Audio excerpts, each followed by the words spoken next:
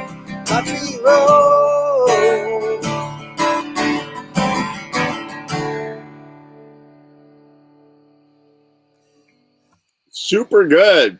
All right. There's little James Taylor. Fantastic. You do a nice job with that too. Thank you, sir.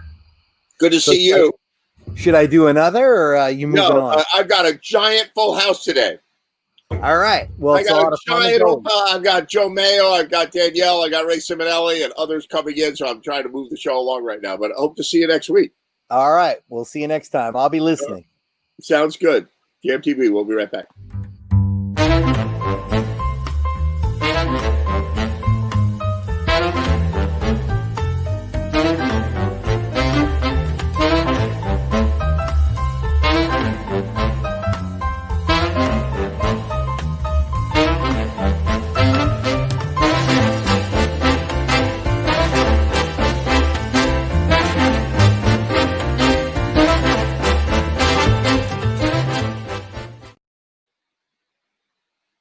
We're hiding in the corner. How's it going, Joe? Unmute your microphone. I think you're muted. Yes. There you go. Good to see you. How are you? I'm well, thank God. Yeah, good. Glad to hear that. Yeah, me too, because the issue was in doubt for a while, as you know, but it looks like everything is cool. So I'm glad to hear that. I'm just going to do my thing, until I can't do it anymore. Yeah, right. Exactly. Very cool. I'm glad to see you on the show. What are you going to do for us? Well, my 66th birthday is tomorrow. Woohoo! Big whoop. So I'm not asking for your sympathy, but I'd like to do 2 songs that are vaguely related to aging. All right. When I'm 64, is that one of them? No. The first one is called The Ladies' Man by Oscar Brown Jr. I love when you do that song. About the aging Lothario. And the second one will be I Ain't As Good As I Once Was by Toby Keith. Oh, yeah. All right. All right. Take it away. Go for it. I love when you do this, too. Here we go.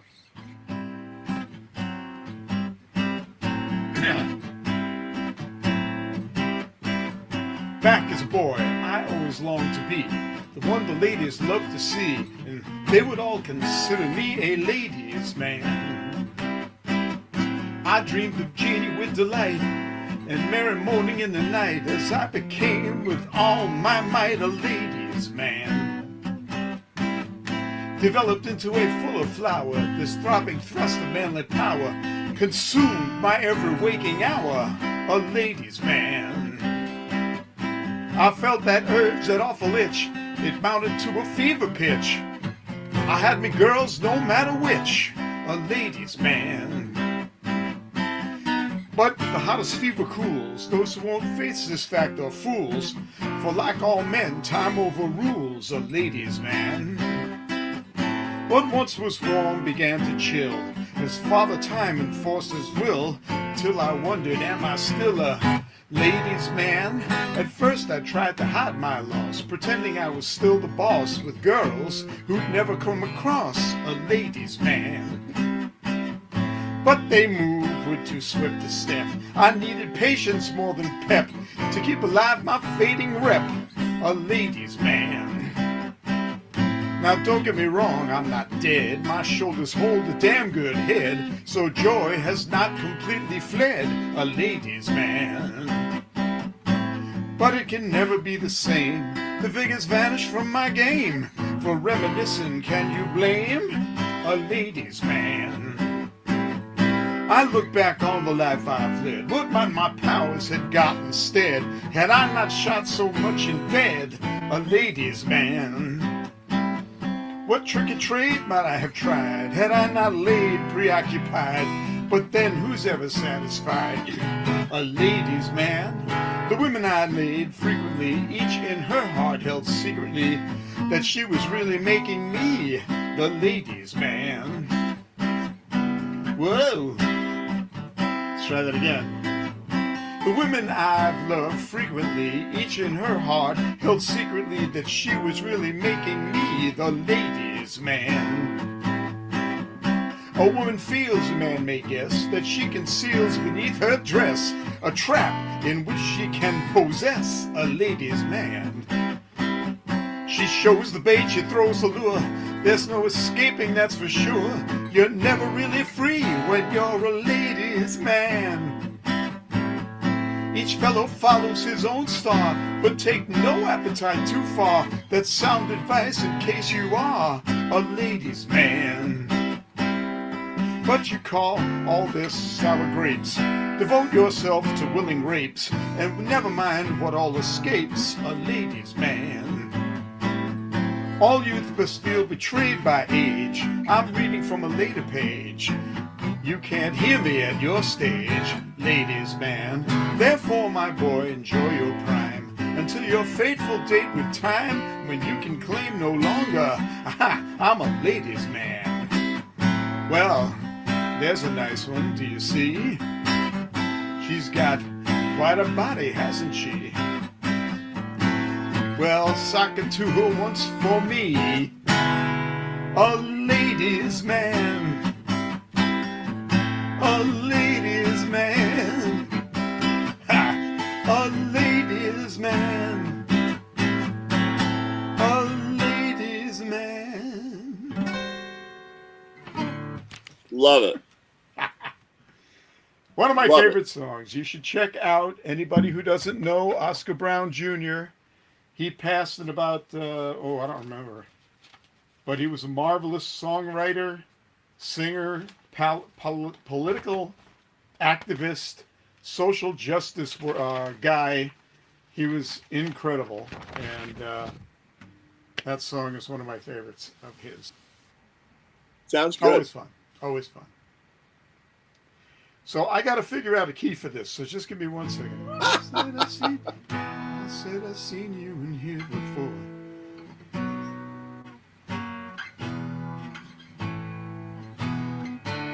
Hell on wheels. When I was... Yeah, okay, that'll work. There you go. All right, take it away. Oh, it's all the preparation, you know. It's all Exactly, the right. preparation. Well, I've done the song 1,000 times. It's just not lately. And every time you get, the lockdown. Yeah, you go is for really... that. I know, like, like, oops, wrong key. Yep. All right, go All for right. it. Here we go.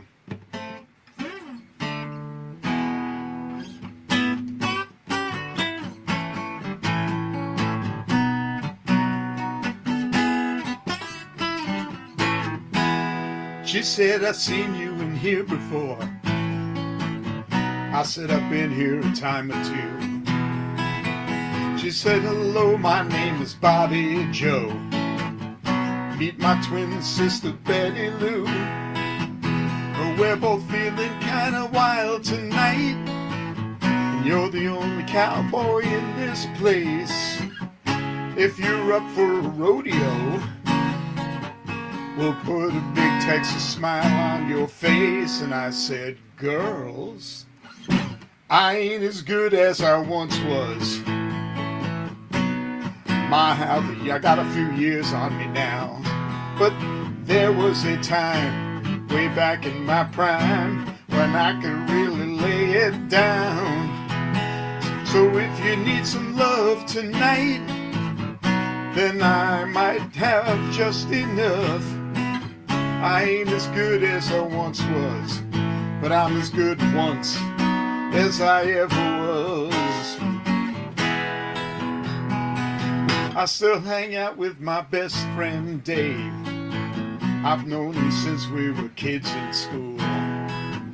Last night he had a few shots, got in a tight spot, hustling a game of pool with a couple of redneck boys, one great big fat old biker man. I heard Dave yell across the room, hey buddy, how about a helping hand? And I said, Dave, I ain't as good as I once was. My, how the years have flown. But there was a time, way back in my prime, when I could really hold my own.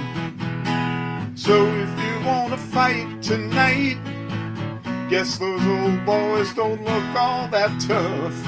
I ain't as good as I once was, but I'm as good once as I ever was. I used to be hell on wheels when I was a younger man. Now my body says you can't do this, son, but my pride says, oh yes you can. What was that? I ain't as good as I once was. Well, I ain't as good as I once was. That's just the cold, hard truth. I still knock a few back, talk a little smack when I'm feeling bulletproof.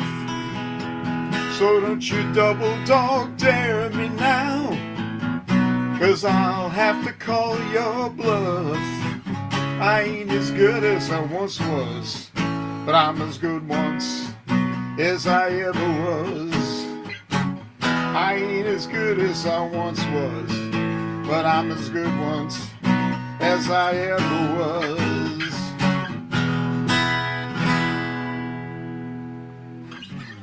Yeehaw! Is that a cool tune or what? That's a I cool like tune. that. Except Hey. whenever it comes around to the 5 at the end of it, right? I'm like, when I was Jesse's girl, right? That's what I thought it was, you know. Yeah. Well, I love Toby Keith. I'm going to learn a couple of more of his. Really fun. Good to and- see you, Joe. Good to be seen. I will allow you to continue on. I've got Hang other stuff to out. do. Danielle is going to do like 1 or 2 songs super fast. She's got a time deadline. She's going out like bobsledding or whatever one does in New York. Where are you now? Where is that amazing place? Where are you? I'm in Westchester, New York. Okay, cool. Oh, Ever changing locations, but moving out of the city this weekend. So Oh, wow. To Westchester, New York? to wherever we want. Out. No strings attached. You're just going to start walking up 684, right? That's it. Yeah, it'll be like a Forrest Gump thing where we run across the United States. Right, exactly. Nice. Hey, that's not a bad way to do it. No, I'd die after the first mile or two. So Oh, my God. Well, All I right, don't so mean play that. a song. I know you're in a pinch for time. Go for it. okay, yeah, we'll see. I might just do this one. It's a cover by an artist named Eric Hutchinson. Cool. So go ahead.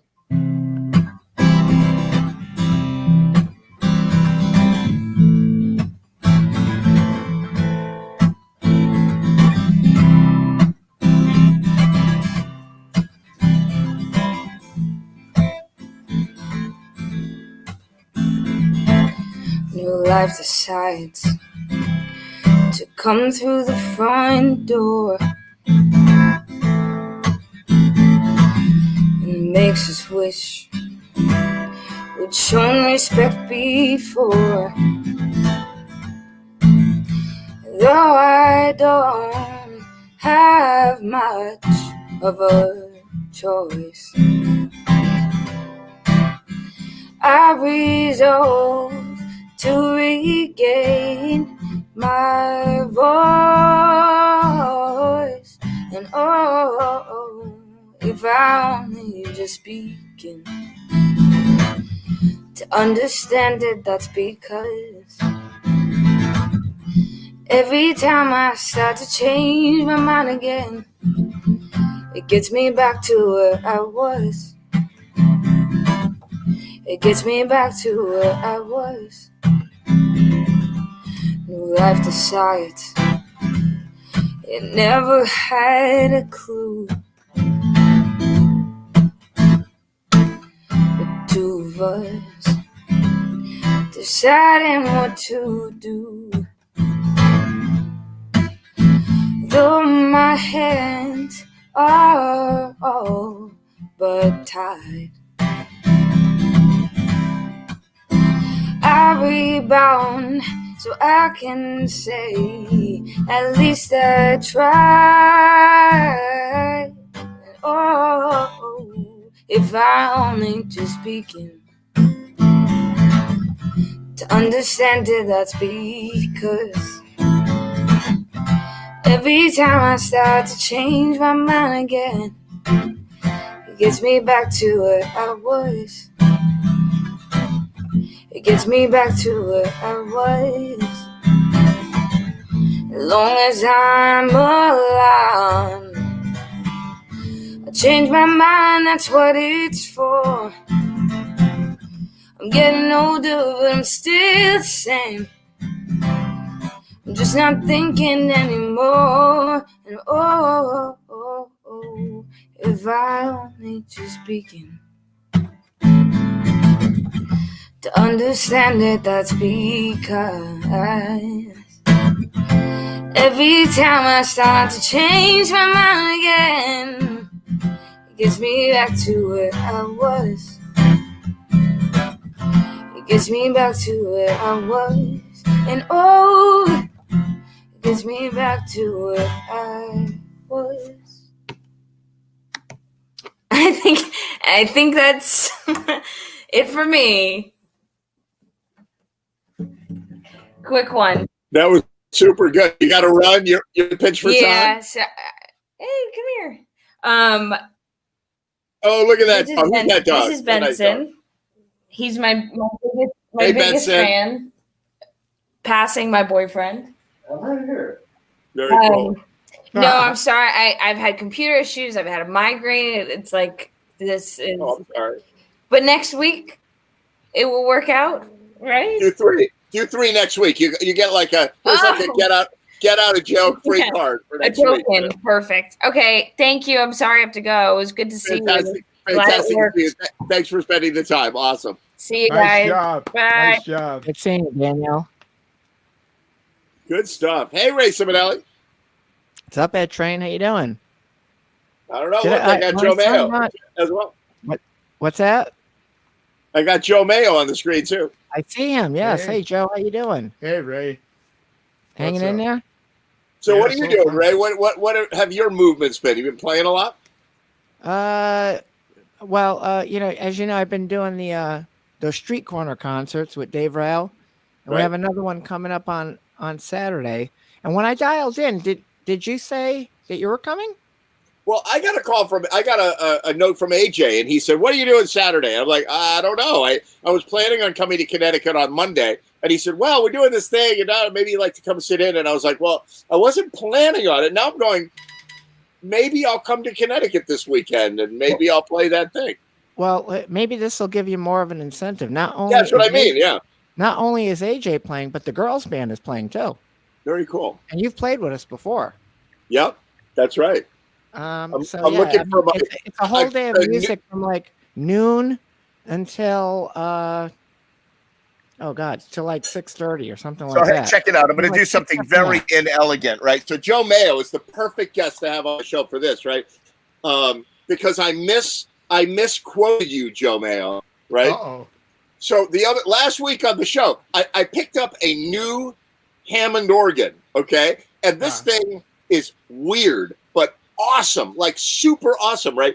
And then I said, I used to play with Joe Mayo, and Joe Mayo used to introduce me, and he would say, "Ladies and gentlemen, this is Ed Train, the man with the smallest organ in the world." And then I went, never "Wait a said minute." that. I went, "Wait a minute, that was Paul Gabriel that used to say that." And I was like, no. I was like in the middle of saying it, and it was Paul Gabriel, whatever. So this is look at this thing. It's a pretty small organ. A pretty small organ. I built one that's even smaller than this, right? And it sounds like a badass B3. It's got like drawbars on it, and it's got Cool. a Leslie speaker. It's made by Yamaha, and it's like a professional piece. It's not a toy. It's got speakers built in. It's got a subwoofer. But it's battery operated, and you can put it into a little amp, and it sounds like giant. That's insane. So anyway, and it sounds like about as loud as an acoustic guitar, and it sounds really good. So you can actually sit around the campfire and put it on your lap and play the Hammond organ, Very cool. So Nice. yeah, but I misquoted you. So Ah. anyway, but maybe I'll bring that how many on. keys are on that thing, Ed? That thing has got How many three keys are on octaves. that? 3 octaves. 3 octave. And how does that compare to the keytar? The Keytar has 3.5 octaves. Okay, so yeah, because it looks like it's almost as big as the keytar. Yeah, exactly. I'll Okay. probably bring Keytar because then I can go hang out like around the corner, like the amp on the stage, and go hang out away from everybody, so I can be isolated. Yeah, so you should come on Saturday. I may do that. I'm on the fence, but I'm going to think about it. I'm really, really seriously considering it if it's okay, and I'd love to sit in with you guys. Yeah, no, if you do, just shoot a quick note to Dave Rouse so he could take that into consideration when he configures the stage, you know? Absolutely. Yeah, it's a lot of fun. It's going to be all of the ones that we've done so far have been stellar. Across the board, everything worked out right to the letter. People came down, but, you know, they weren't like all congregating on top of each other. Some people stood across on the street corners. The people that were close together, they had on their masks. It was fine. It worked out. Every one of them worked out well. I'm glad to hear that. So hopefully this one will too, you know? All right, Joe Mayo, I will see you later. Great to see you. You can hang out here in the studio, but I wanted to say thank you for coming on and thank you for doing those songs. I love that. It was really great. Thank you for letting me do them. I'm actually going to hit the sack because I'm tired. So. All right, I'm tired too. Good to see you, Joe Mayo. We'll catch you later. Hey, Ray. So what are you going to do for us? Well, before I do that, I've got a real gig to promote. Go ahead. I mean, a real gig. What do you got? Billy and the Schumann, and we're talking all 4 Schumann. Gagan is flying in, okay? Clubhouse Grill at Oak Hills Golf Course on Sunday, October 4th from 4 p.m. to 7 p.m. Wow. We're all looking forward to that. So is that a private gig or is that open to the public? No, it's open to the public. Fantastic. Yeah, it's definitely open to the public. Is it's like Oak right on Hills the in Norwalk? Is that in Norwalk? It's in Norwalk on Philo Street. Yeah, I know that place. That's a great place. Yeah, a lot of our friends have been playing there. Wendy May did something with George Lassou. The 5 O'Clocks were there. Tor Newcomer has played. Sheila Fabrizio and Scott from Fake ID, they did something there. Yeah, so they've been having I think Friday, Saturday, and Sundays from 4 to 7. They've been doing live music out on the deck, outside. And then coming into these cooler weather months, they actually have built-in heaters. It's part of the design of the place. They didn't have to bring in heaters. So if it gets a little cool out, they could fire those bad boys up, you know? That's really, really cool. What time is that show? 4 o'clock. Awesome. There it is. I'll plug it for you. Yeah, that's really great. And Bill Gagan, you're going to get Bill Gagan. I'm glad to hear that. Yeah, Bill Gagan will be home first week of October, and he'll basically be home almost for the month of October. Then he goes back. So yeah, it'd be great. I'm going to try to make it down for that. Awesome, man. All right, what have you got for us right now? Well, it's time to do another new song, so I'm going to do an Eagles tune. All right, fantastic. All right, here we go. Take it away.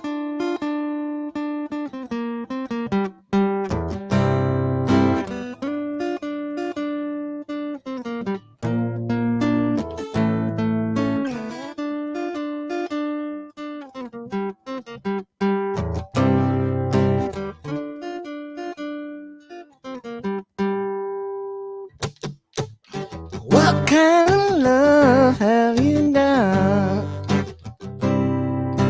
You should be home, but you're not. A road full of noise and dangerous boys still make you thirsty and high.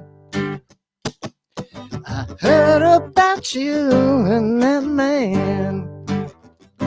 There's just one thing I don't understand. You said he's alive and he put out your fight, but you still got his gun in your hand. Victim of love, I see you're broken hearted. You got the stories to tell. Victim of love is such an easy pawn, but you know how to play it so well. Some people never come clean. I think that you know what I mean. It's inside and then inside. looking for love in between. Tell me your secret, I'll tell you mine. This ain't no time to be cool. So tell all your girlfriends you're been around the girlfriends. Talk is for losers and fools. Victim of love, I see you're broken hearted. I can be wrong, but I'm not. Victim of love, we're not so far apart. What kind of love have you got?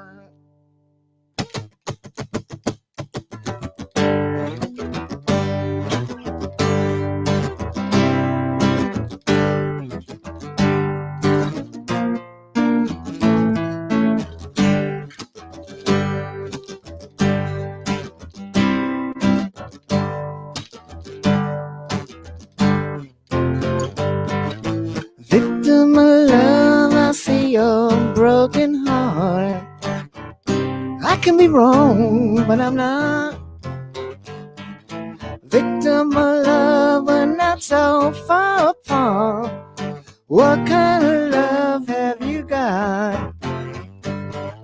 Victim of love, you're just a victim of love. I can be wrong, but I'm not. Victim of love, I'm just a victim of love. What kind of love have you got? What kind of love have you got? What kind of love have you got?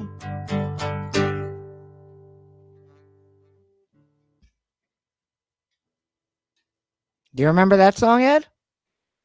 Yeah, that's a great song. Yeah, that was the song. Well, two kind of interesting facts about that.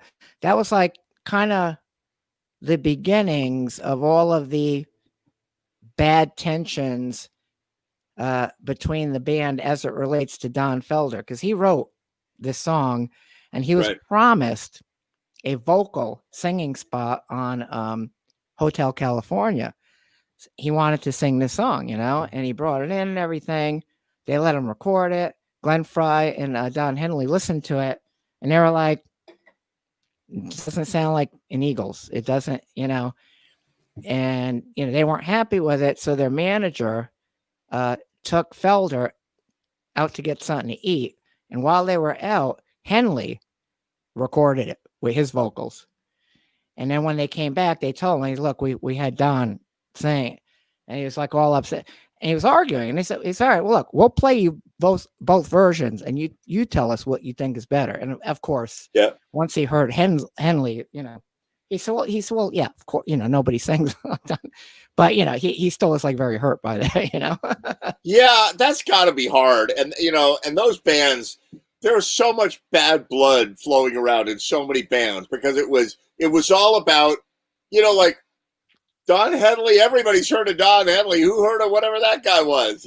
That's the thing, Exactly. Well, another interesting thing about it is that in the vinyl, on the album itself, Right. on the inner, not the part that plays, but on the inner liner part, Sure. they etched in VOPL,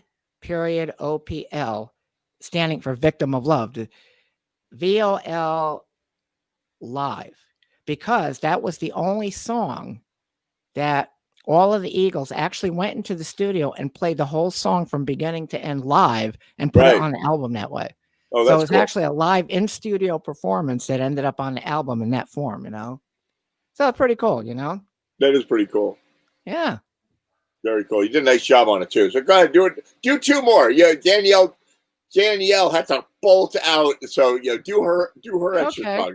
So pick. Oh, pick I your quarter. haven't done my Green Day song in a while. All So right. let me do that, and then if you want, I'll do I could do that John Mellencamp song. And when we get to that little break part, maybe I know there's a little latency. Maybe you could get your accordion, just kind of hang back the notes and sync it up. All right, I'm going to try. All right, I'll get it all ready. All right, okay.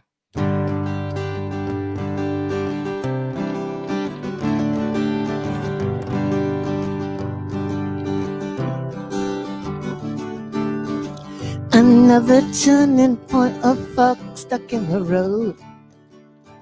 A town grabs you by the wrist, directs you where to go.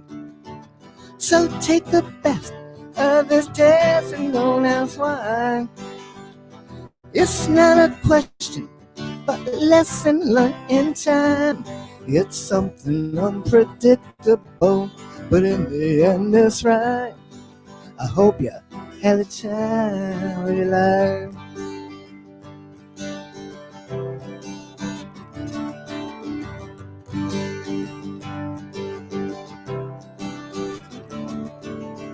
So take the photographs and still frames in your mind. Hang 'em on the shelf in good health and your time. Tattoos and memories, and their skin on trial.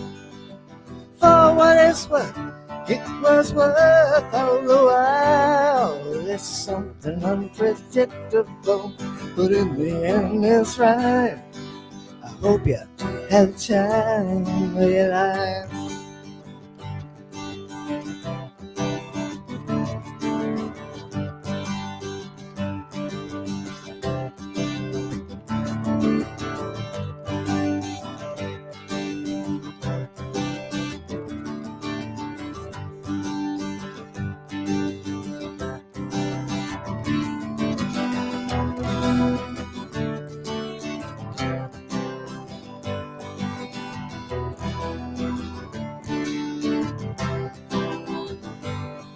It's something unpredictable, but in the end it's right. I hope you had the time of your life.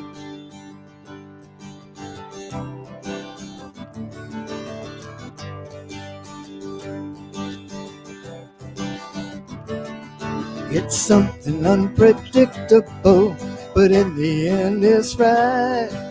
I hope you had the time of your life.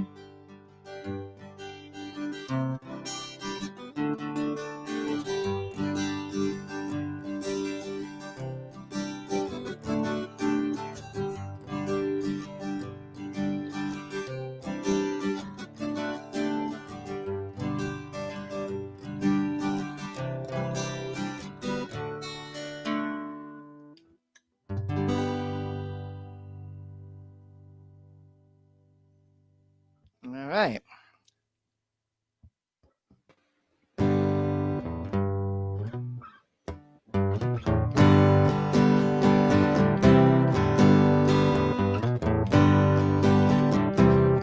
Me and Ed used to do this song, Bobby Q's.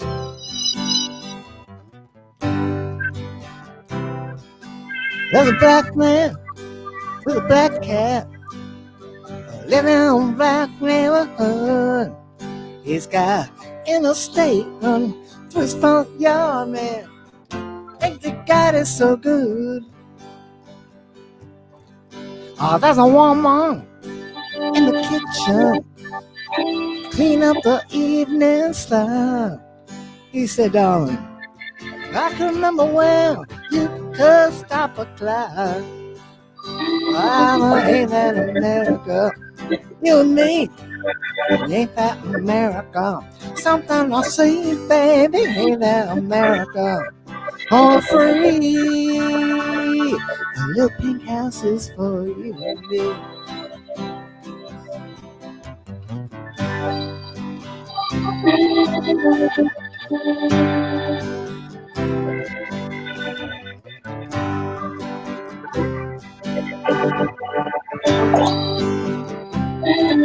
Oh, that young man in a t-shirt listens to the rock and roll station. He's got a greasy hair and a greasy smile's load. Must be my destination.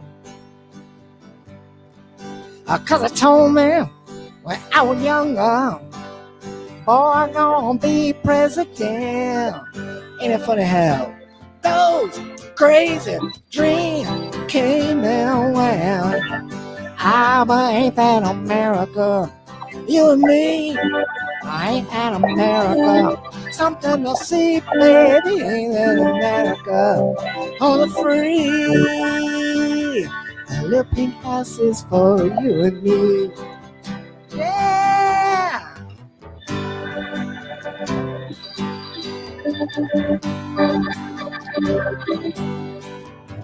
All right, here we go. Come on, Ed, try to do something.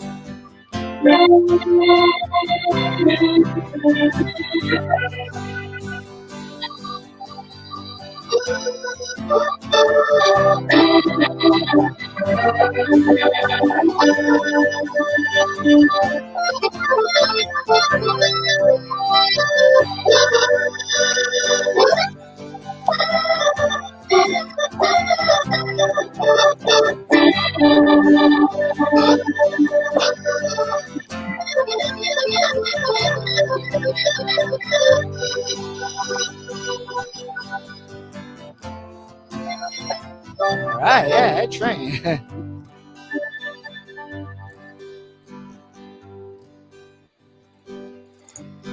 Hello, people. Hello, people. What do they know? No. I go to work and somehow rise in vacation. Never go for Mexico. And there's winners, the losers. Ain't no big deal. It's simple, man. Pays for the bills, the big thrills that kill. I'm in that America. You and me, in that America. Something to see, baby, in that America. Home of the free. A little pink house is for you and me. Yeah.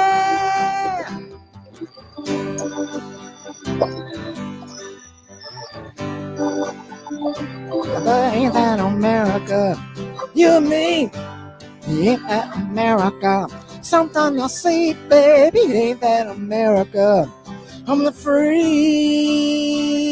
A little pink house is for you and me.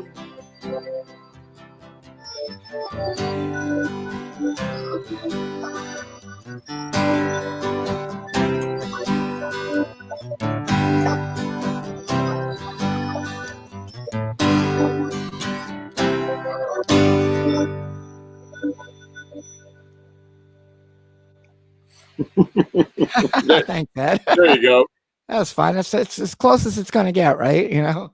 There you go. Well, we're going to find out. We're going to listen to it later on. The audience, you have my deepest apologies if we butchered, if I completely did that out of sync and all that. But Well, no, but it's not you. It's the. I mean, there's that slight latency.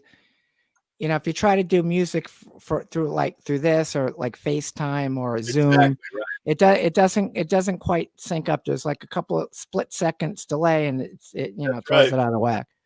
Absolutely. But it's always fun to play with you, Ray. Oh yeah. Well, maybe we'll get to do it on Saturday, live and in person. How about that? On Saturday. Plug that a little bit. What's happening on Saturday and where and when and all that? Oh, okay. Off the top of my head. All right. So we've been doing these shows outside downtown Westport, in front of the Pop Tart Gallery. It's an art gallery on the corner of Main Street and East Post Road, downtown Westport. The events had started at different starting times, but this one is going to start at noon, and we'll probably go to like 7:00. Wow. I know Nolman is going to start it off. Voodoo Carnival is going to play. They're like hour sets. Then we got the Girls, okay, which you might join us on. Dale Allen. And let's see. And I know, AJ, right, because AJ sent you the thing. So AJ is going to come down, and he's inviting a couple of people to play as well. And there may be somebody else sandwiched in there. I'm not quite sure yet. They're almost finalized, but that's basically the bulk of what's happening. So it's going to be an all-day affair. It's looking like I checked the weather right before I came on here, and it's supposed to be sunny, 75 degrees. Nice day, beautiful. So it's perfect, you know. All right. So we're looking forward to it, you know. That sounds fantastic. And then, of course, Billy and the Schumann on the 4th of October Yes. at the Oak Hills Golf Course. What's the name of the place there at the golf Well, course? it's actually called the Clubhouse Grill, which is Right. at the Oak Hills Golf Course. Exactly. But yeah, it's advertised under Clubhouse Grill. That's the name of And the that's venue. Billy of the Shoemen with all of the Shoemen. All 4 shoes will be in the Bill house. Gagan. Well, Bill Gagan said as long as his flight doesn't get canceled for some reason. But Right. yeah, all 4 shoes will be in the house. So it's going to be definitely a special gig for us because we haven't played since God knows when. You know. I know exactly, right? Yeah. So yeah, it's gonna be really, really nice. So we'll see, but it should be good. You know. I miss Bill Gagan. I haven't seen him in a while, but he's been having some reasonable success with his All One Together song, the collaborative video that he did about COVID. Yeah, he's doing good. And he's got Bill- some places over there he's kind of been playing at. So yeah, no, he's doing good. But it'll be great to see him. It's been so. This is probably going to be his only trip home to the States this year, I think, probably. I'm Right. guessing. And is his wife coming But, as well? he'll be around for like at least 3 weeks or so. It's 3.5. Yeah, so that'll be good. And his wife is coming as well? I don't know. He didn't mention. It'd be Right. great if she did, but She's a frontline don't know. We'll person. see. You know, I We'll think see. she's I the mean, head of epidemiology for a big hospital in Ireland, in Galway. Exactly, and she's got to be due some vacation time. So Yeah, but she got her yeah, hands maybe, full. maybe I don't, she'll you know, come as well. yeah, that would be. I really hope cool. so. It'd be great to see her again too. Yeah, very I cool. only have one question. Where the hell's Billy Foster tonight? He's usually on the screen by now. Where's Billy Foster? Billy Foster, where are you? Yeah, look, in his honor, can you see this? Foster's beer, Foster's guaranteed. beer. How about Foster? Throw a shrimp on the barbie. There you go. Really cool. So Will Baird couldn't join us tonight, but he sent a video in, so I'm going to play that. And really, thank you so much for being on, Ray. No, thank you. Why don't you give people a preview? Who else you got coming up tonight? Well, I'm not sure yet. Artists log in. I think Barry said he was going to come on, and a bunch of others said they were coming, and they're not here yet. So we'll see. We'll play a couple of videos, and I have some collaborative videos, and we'll do some reruns, and we'll have a good time. So anybody, you heard about the rule change on Facebook as of October 1st, right? well, I don't know about that. Okay, so I'll weigh in on the rule change. Okay. Okay. There are people who do music that are not us, right? That are not what we do. And those are people that, for example, they're DJs who will come on and they'll do a show and they'll put their headphones on and they'll sit in their studio and they'll say, okay, now I'm going to play the new Drake song. And they'll hit play and they'll play the new Drake song. And then they'll play the new Cardi B song. But they don't have the rights to do that. And they're not the real owners of that music, and they're playing pre-recorded, released music.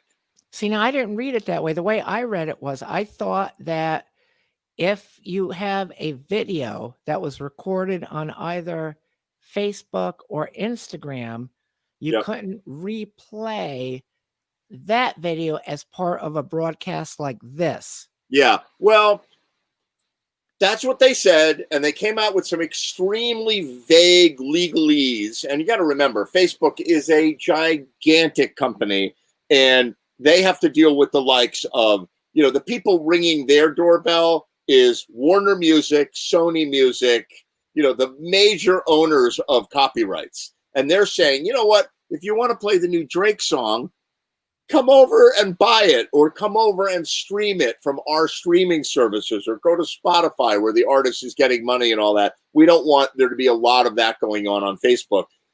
And so, but Facebook came out with this sort of vague language where they said, you can't have a music listening experience, especially if it involves video. They were very vague. Well, it's the video piece. Like you could still do a watch party on Facebook, Yeah. but like if you come up and play on Saturday with the girls, if we recorded the whole thing and you try to play it through this format after October 1st, that's prohibited because it was created through Facebook. I don't believe that. Okay, so we're going to find out. And, All right, and read up the rules, and then you can give no, everyone. I really have researched it to the nth degree, and Well, you know that's Zuckerberg has since walked that back, and Facebook okay. has walked a lot of that back, but they haven't done it in a way that I would like to see, which is by saying, okay, if you're doing this, you're fine. If you're doing that, you're not fine. They're still using vague language, but they did walk it back. And I truly believe that what we are doing is not part of that. Oh, good. So that's where I ended up on all of this. I'm going to be careful, of course. And they've said, if you are violating the rules after October 1st, now they're going to send you a warning while you're doing your live stream. So I may be on the show playing a video, and they may say, you're not allowed to do that video. Okay, at least they'll give you a warning. Okay. Yeah, they'll give you a warning. What they said originally, and where it sort of hit our music community first, Dennis Allred, who's a bass player, and for those of you who don't know Dennis, he is a bass player and a great guy and a technology expert. And he saw the original Facebook posts and contacted a bunch of people and said, "Oh, it's all over on Facebook." And then since then, a lot of this has been walked back in a very vague way. So I'm sort of willing to play the game a little bit. Facebook has also said that these rules have been in effect since 2018, and they haven't changed any rules as far as what you're allowed to do and what you're not allowed to do, and they haven't bothered us yet. Oh, so just haven't been enforcing it. Yeah, I think what's happened is that October 1st they got a lawyer letter from some of the big rights holders. Yeah. And then interestingly enough, I mean, if we're having sort of this legal conversation, I know everybody's interested in this kind of thing. Whether we're going to be able to continue. By the way, we'll just continue elsewhere. We'll continue on YouTube. We're already on YouTube. Right. So exactly. nothing's going to change in that regard.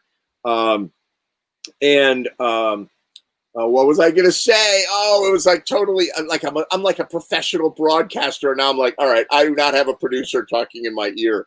But anyway, they walked it back, and I don't think they're going to be on our case. And I hope I'm right. That's good. Yeah, if they relax the rules, because I know that about 2 weeks ago, Frank Tosto, because he does something similar to what you're doing, and he put out like a heads up to everybody, and it more affected what he does because his show is all pre-recorded stuff in advance, and then he plays them, and then of course he invites the people to come and talk about them in between songs. Right.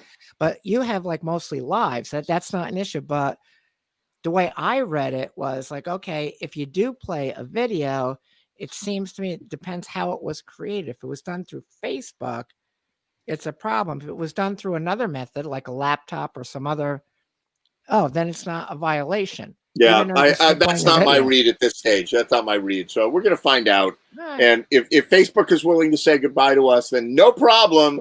We will all just move over to YouTube, or we'll all move somewhere else. So we're still going to keep doing it. The fact is that what we're doing here with JamTV is more of a get-together. It's actually more of a talk show with music. It's actually more. It is, yeah. And it's about keeping a community of people that already knows each other together as a group, and I'm really happy that we can do that. Our goal as a broadcasting channel is not to violate copyrights, and like we're not the ones they're after, and that's my official position. So I'd like to see where that goes over the next few weeks.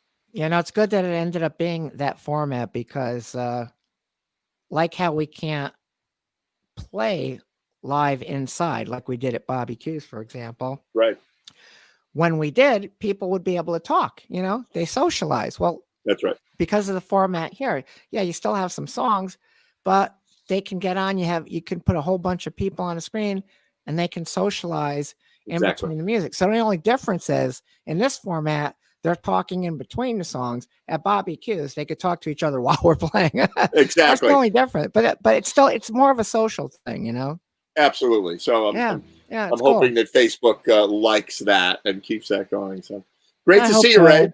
So watch this. I'm gonna play one by Will Baird, and I will catch you later, Ray. Maybe I'll see you on Saturday. I hope I see you on Saturday. All right, we're gonna find out. Here's Will Baird. Okay.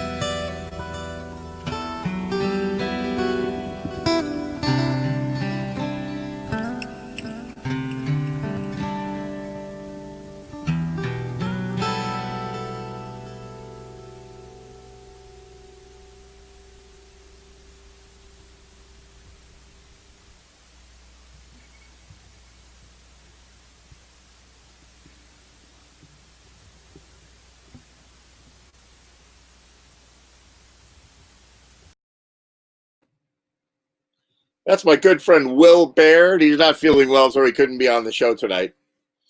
It was always good to have Will Baird come on. So it's interesting. It is 9:07. We had a big rush in the studio early. Everybody had some place to get to and all that, and we don't have any artists in the studio, which is like a first. Usually we go to 9:30 or 10 for that, and we sort of got everybody through. I got Johnny Leds. He's still here. There he is. Hey, Johnny Leds. How you doing? Good. Just checking it out there. Smoking your stogie in the green room, hanging out, playing. I'm glad to see you're outside. How warm is it up there in Massachusetts? We're actually having a bit of a warm spell. It's probably 60. Yeah, it was 33. It was 33 degrees here the other day, about a week ago. Ooh. Yeah, we've been there. We had a 36-degree morning the other day. Right. But we're enjoying it. It's supposed to be a very nice weekend. Little what do you call it? Indian summer. Right. I've got to decide whether I want to go back to Connecticut and play that outdoor show. They're having like 7 hours of music in Westport on Saturday. So I know all those guys. We're a community of musicians who, went to all the different jams and got together and played in bands together. And they're all playing on Saturday. And I've got a little bit of pressure. Like people like, come on out and play with us. So I haven't really done much of that this summer. How far of a drive is it back? You're still in PA, right? It's only 2 hours. And it's down 84. It's like, boom, it's a straight shot. And it's easy, like really no biggie. Well, it'd be fun. Yeah, it would be fun to do that. It would be. I guess I should go to Westport. It seems to be the cultural musical center of the New England area. Well, it's definitely ours. It's our little ecosystem and a bunch of people, and we like each other and we care about each other. It's not just a bunch of bands that play at the bars. It's a community of people that enjoy getting together. Speaking of community of people, here's one of them, Dennis Allred. Hey, Dennis. Hey, how's it going? Dennis actually wandered into our little musical community. When was that? 2 years ago?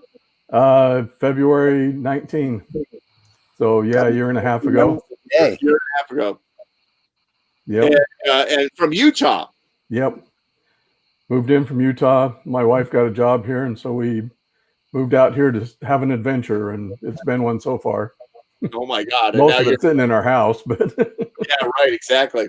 I was actually on the map yesterday and today looking at Utah. I was like, because I've got, I go on these big motorcycle trips, and I have a bike in Los Angeles. My friend and I both have bikes in Los Angeles, and we didn't go get them because of COVID.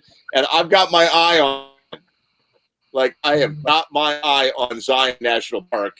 And I didn't realize, I actually typed in to Google, I typed in Zion, LA to Zion, and it's like 5 hours. Yep. I couldn't believe it. I thought it would be like 30 hours to get to Zion, No, it's pretty close. And then even more fun, my favorite park is Bryce Canyon, which is probably another hour up the road from that, a couple hours at the most. Right. That's Bryce worth Canyon. hitting up. So what happened was when I was doing my motorcycle trip, I came up through Arizona, and I was in Phoenix, Arizona, and it was June.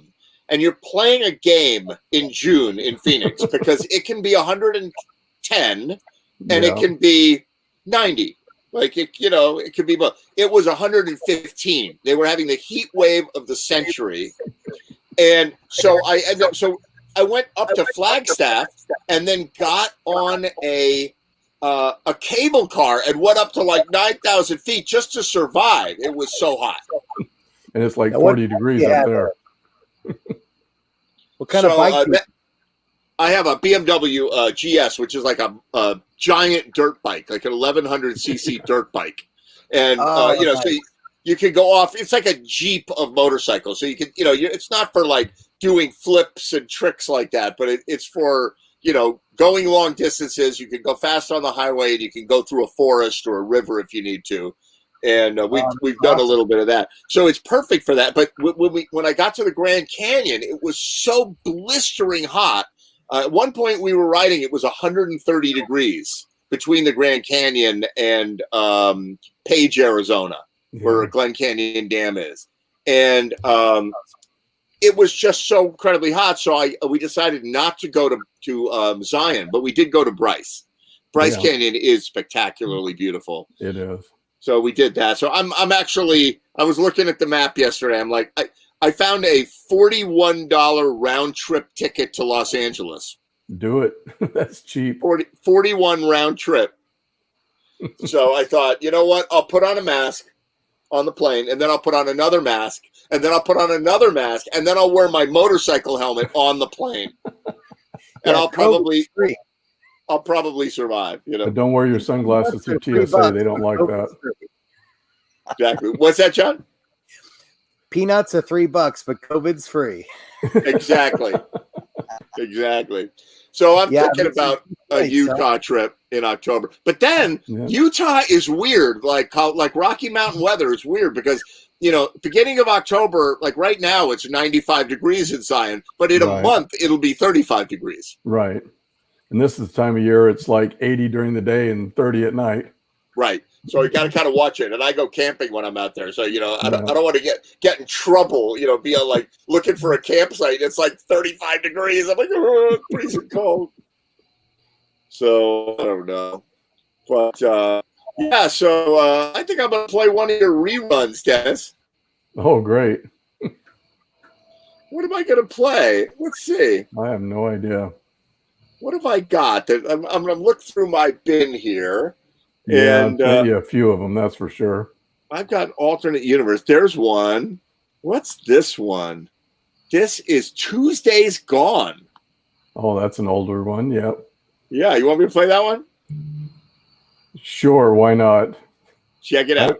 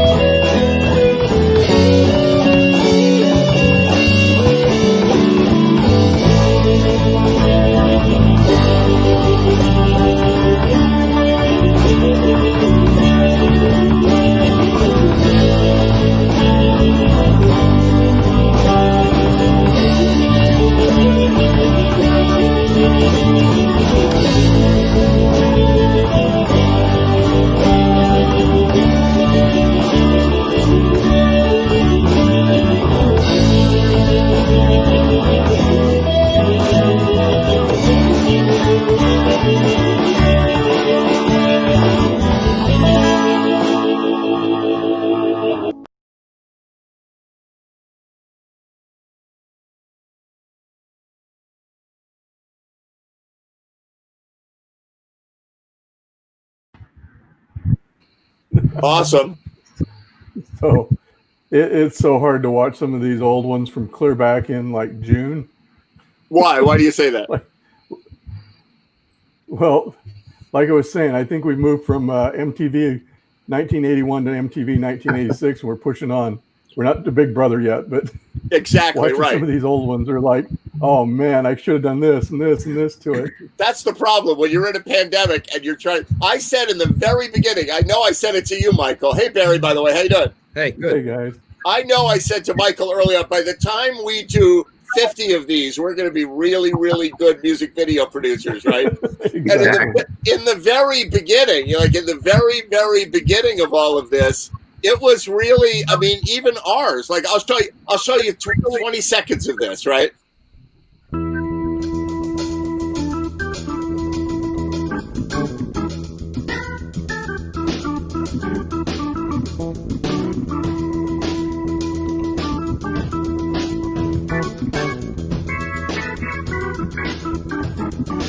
So you got you basically, that was, I think, maybe our first one, right, Michael? Yeah. And so, you know, you got JC Alza that whipped it out in, you know, like 90 seconds. He did a 5-minute part in 90 seconds. And that's all you needed right there. Right. That's all you needed. That was the song. And then Michael, like, how many microphones did you use for that one? I didn't use any, actually. I just used my camera microphone. Your camera? Oh my God! Right now you use how many microphones? 8 microphones. Right? Now I've got 8. Yeah, going Yeah. into a mixing board, and like, yeah, I'm all teched out. Right, absolutely. We're all checked out. Look at Barry. Barry's got his fancy microphone there, and his PA. Everything is like tweaked out, perfect. The lighting is on. In the beginning of the show, we were all like, "It's random." No, the lighting looks good. We all look so much better than we did in the beginning of all. In the beginning, the internet didn't work, and we were all like, "So how?" There was a lot of freezing. There was a lot of freezing going on in the beginning, and dropping out, and like horrible bugs, and bad lighting and bad sound. We were like, at least it works. And now we're all like, we're broadcasters now, and we're video producers now. You know. I thought I was all special because I bought a mic. There you go. You got your snowball microphone, you know. Wow. I have my snowball. Black snowball. That's a pretty slick microphone, you know. Pretty Very small cool. time with all you professionals.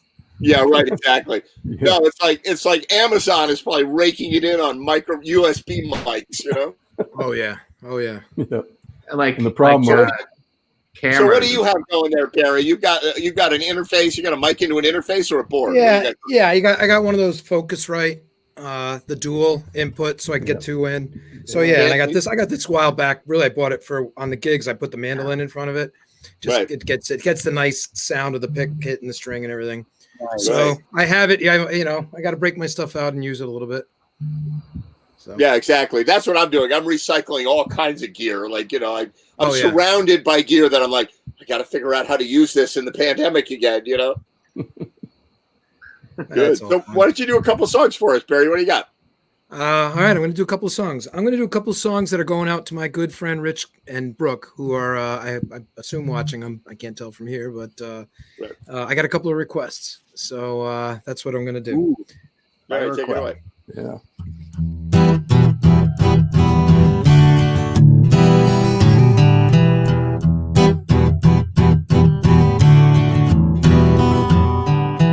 I wanna live, I wanna give. I've been a miner for a heart of gold. It's these expressions I never give that keeps me searching for a heart of gold. And I'm getting old. Keep me searching for a heart of gold. And I'm getting old. I've been to Hollywood, I've been to Redwood. I crossed the ocean for a heart of gold. I've been in my mind, it's such a fine line that keeps me searching for a heart of gold. And I'm getting old. It keeps me searching for a heart of gold. And I'm getting old.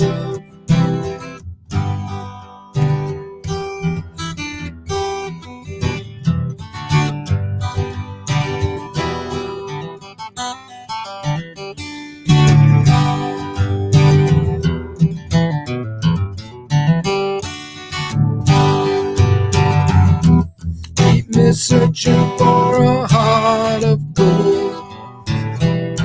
Keep me searching and I'm growing old. Keep me searching for a heart of gold. I've been a miner for a heart of gold.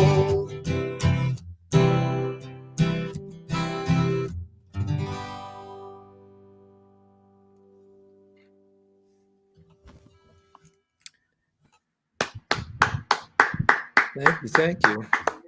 Nice. Sounds great. Thanks. It does sound good with your fancy schmancy Focusrite. You know, I got the Sennheiser, man. That's the key. That's There it is. Absolutely. I used to be such a microphone snob. I had so many good Sennheiser old vintage mics, and I never did. I only just in the last couple of years went up from my SM58, and I got the B87 here and the Sennheiser, and it makes a difference. It definitely makes a big does. difference. Yep. But now, what's happened is the Chinese have figured out, like, they took the Austrian mics and they took them apart. The ones that are handmade in a room in Austria by this old timer, winding gold now wire. It's made by some like 8-year-old Chinese child. You got it. And they took them apart and they figured it out. So now you can buy a knockoff of a Neumann, $3,500 microphone for $100. It sounds pretty good. You know what I mean? Like, you could buy knockoffs of that Sennheiser mic that are problem really. Is you worry about the quality, though. You get what you pay for. You get what you pay for on the gigs, man. Cheap equipment just doesn't last. That's right. That's right. And it fails at the worst possible time. You got it. So that's why you spend a couple $100 on the one microphone, and you got that for life.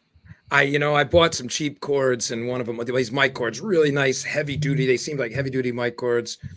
And after about 3 months on the gig, one of them went. You got it. Luckily, because I always bring this setup, I can always just unplug a mic. So I have a spare if I need it. So. That's absolutely it. All right, what else do you have? What are you doing? Another request, and right. This is a good one. I seem to find myself continually playing Bruce Coburn songs on your show here, Ed. Cool. And it's not planned, but it just works out that way very nicely. So here we go. It's called "Wondering Where the Lions Are." Hold on, it's too reclined.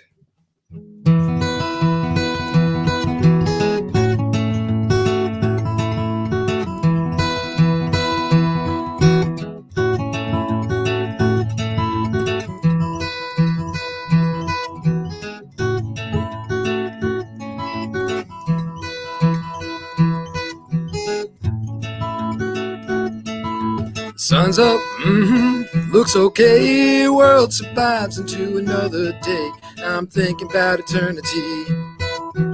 Ecstasy got a hold on me.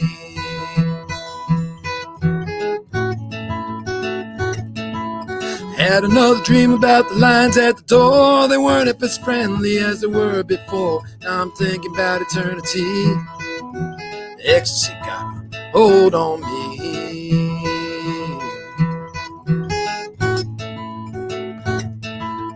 Young man marching, helmet shining in the sun, polished and precise like the brain behind the gun. Should be, they got me thinking about eternity, but some kind of ecstasy got a hold on me.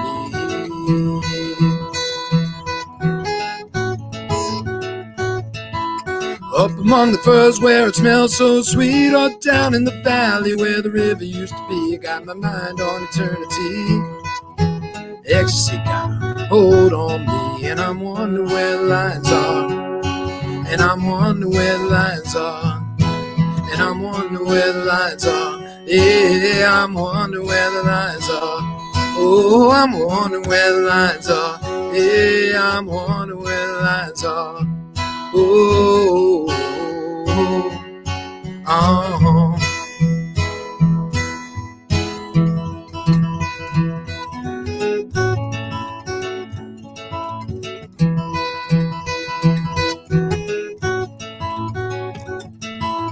Walls, windows, trees, waves coming through. You be in me and I'll be in you, together in eternity.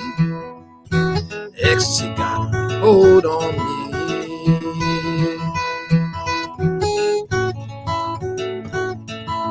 Huge orange flying boat rises off the lake. 1,000-year-old Tetris cliffs doing a double take, pointing a finger at eternity. Ecstasy got a hold on me, and I'm wondering where the lines are. And I'm wondering where the lines are.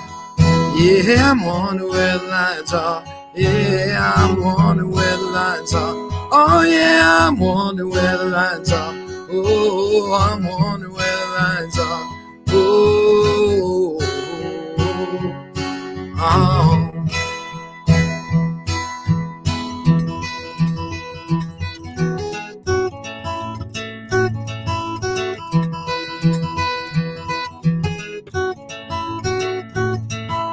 Freighters on the knot on the surface of the bay. One of these days they're gonna sail away, sailing through eternity. Ecstasy got a hold on me, and I'm wondering where the lines are. And I'm wondering where the lines are. Oh, I'm wondering where the lines are. Yeah, I'm wondering where the lines are. Oh, I'm wondering where the lines are. Oh yeah, I'm wondering where the lines are. Oh, oh.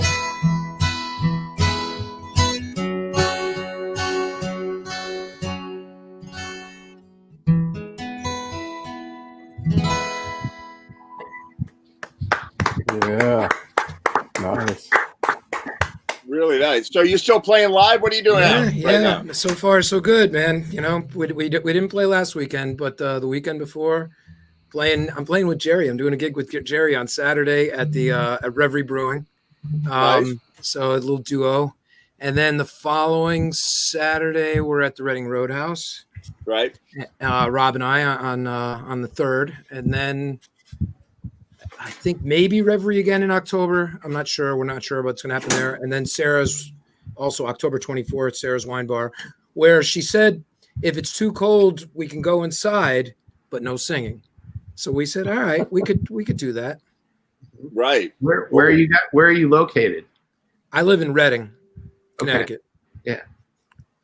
Cool. So, That's really cool. Yeah. Well, so I heard the governor was on Connecticut governor was on the internet today, and I heard him say they're talking about going to phase 3 in October 8th, which is in a couple of weeks, where restaurants will be able to have up to 75% capacity. There's all kinds of things going on. So maybe there'll be a loosening of that rule. They're not opening bars, they're not opening live music venues, but they are opening, like, I think maybe the Ridgefield Playhouse might be able to operate at 50% capacity.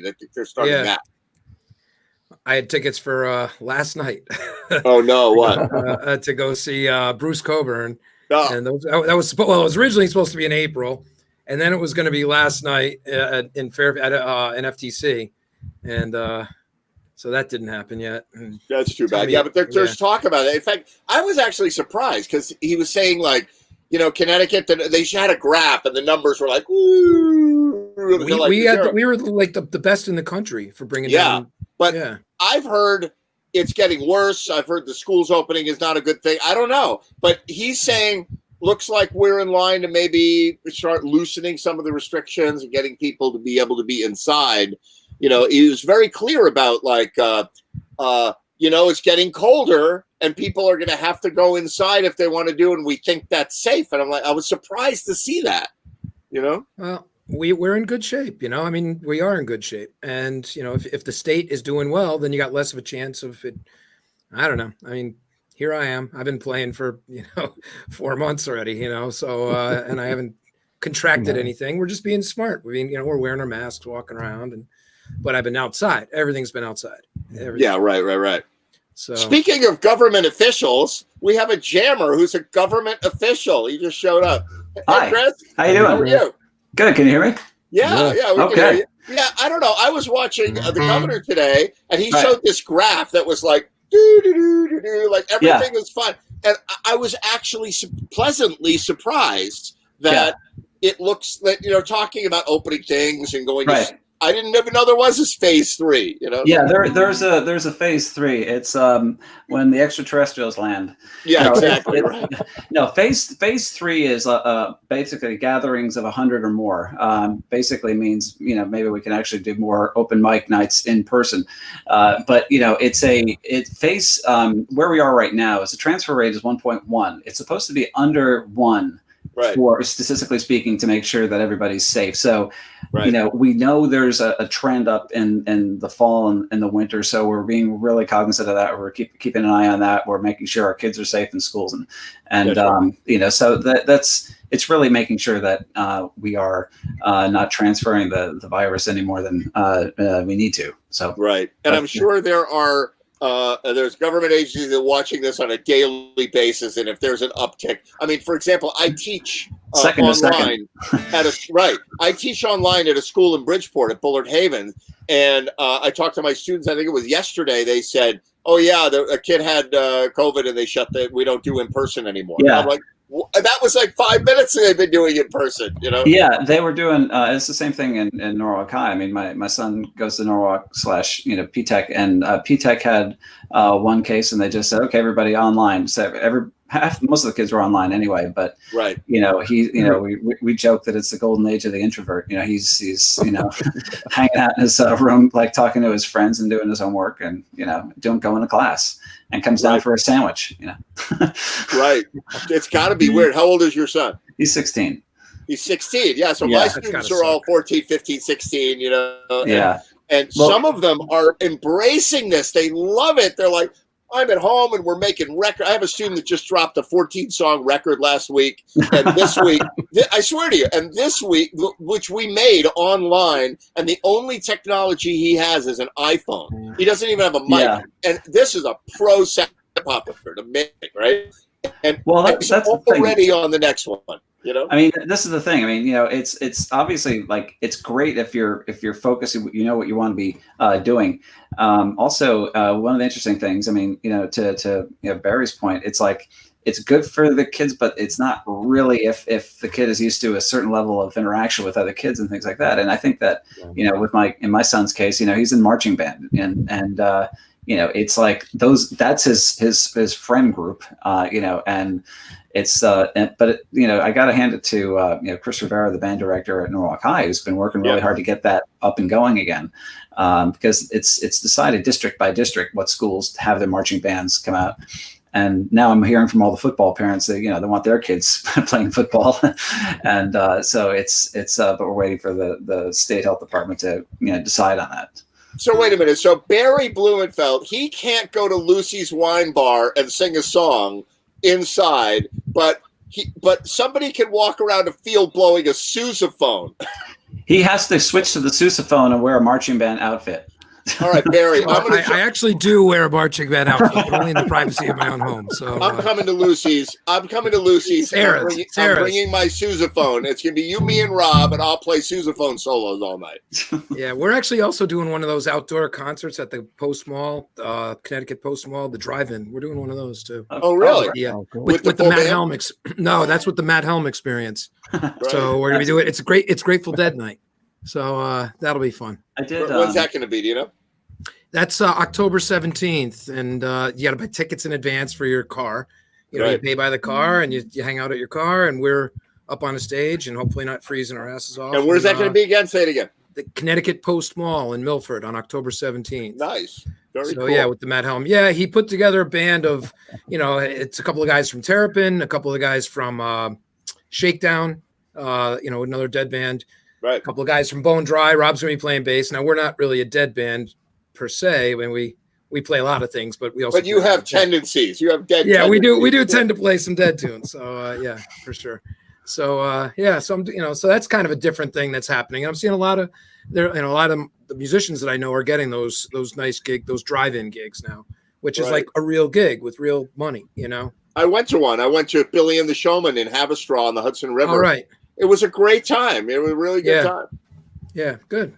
And I was 30 feet away from the next person, so it was really socially isolating. I feel good about that. Saturday, they're putting the arm on me to play in Westport at the Dave Rouse putting together music showcases, and I haven't played one. I haven't been to one, but they're sort of putting me on. I'm really considering it, but I am also more on the conservative side for myself. I'm like, I don't know. Like, I've done some music. Dennis came to one of my things earlier this summer, a few weeks ago, a month ago maybe, and I felt weird playing in public, even though we were 20 feet from anything, Right. Yeah, the first few times I did it, it felt weird. Now it's just, I don't know.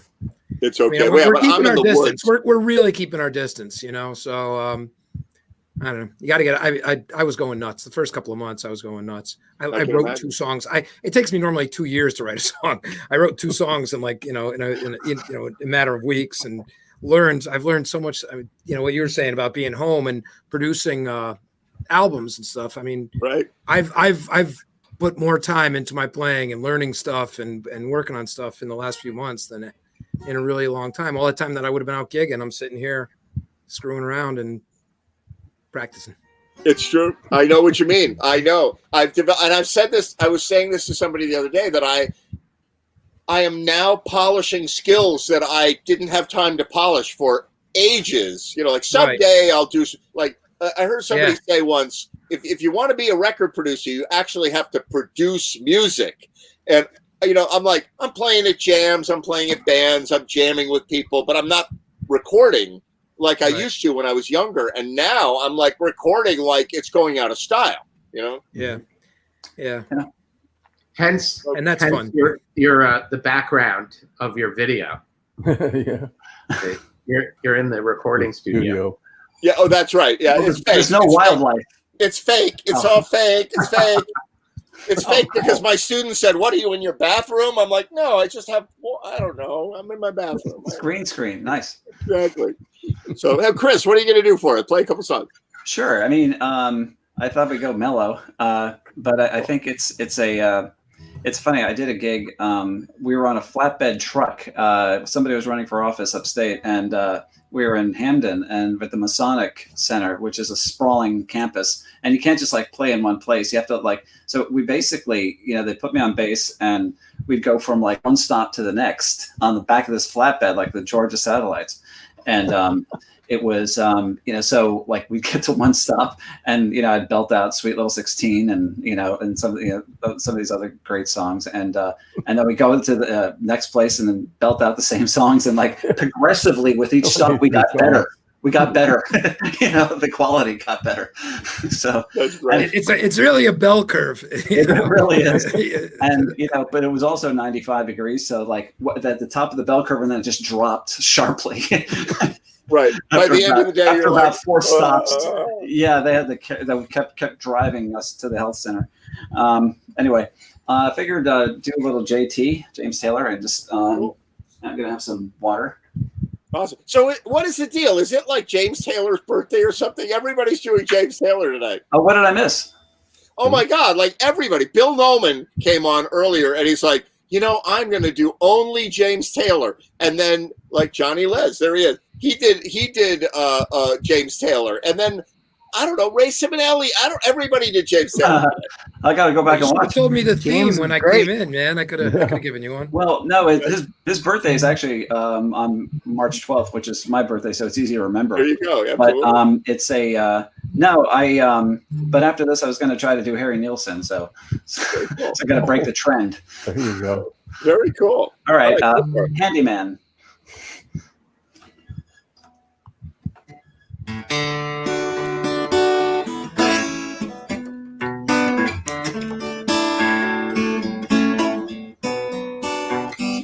Hey girls, gather round, listen to what I'm putting down.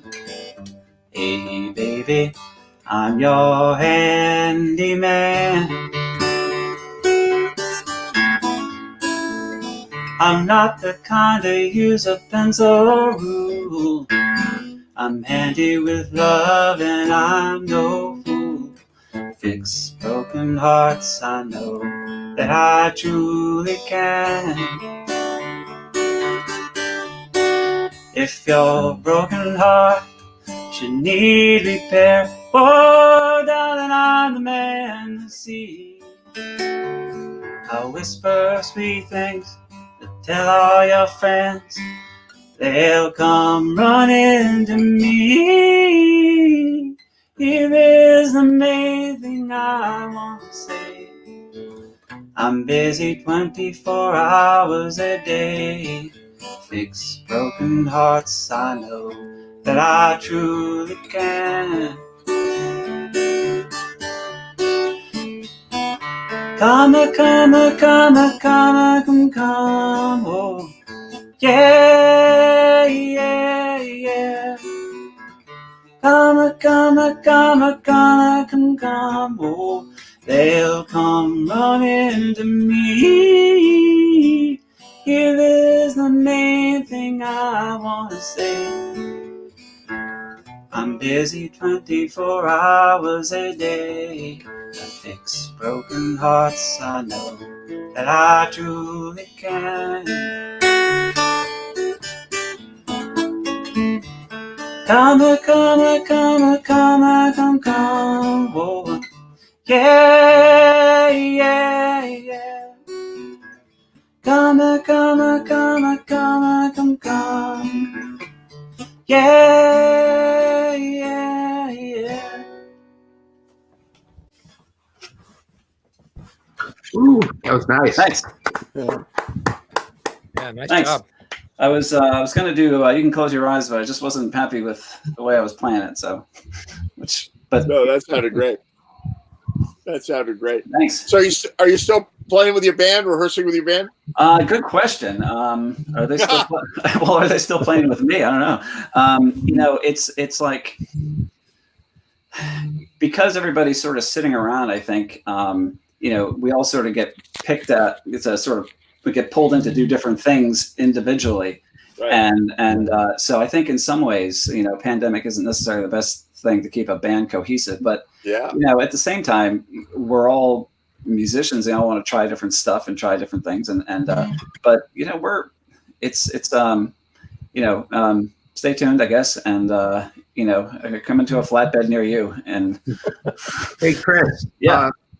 Would you take a request possibly? If I know it. Do you know Mexico, James Taylor? You know what? I'll tell you what, Mickey. I'll do it next week. I love that song. It's an amazing song. Here's the thing. I could get through it, but I want to do it.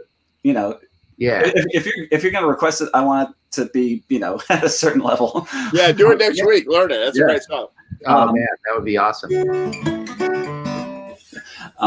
Yeah, I'm in the wrong key. I'm gonna, I haven't tried to actually sing this song, but I like it. I'm gonna try it and hopefully not massacre it too bad. Good. I like that. I like an adventure on the show. This is an adventure. Hold on. It's funny. It's like it's one of those songs that people like listening to, but you never hear it done. So I guess the Lord must be in New York City.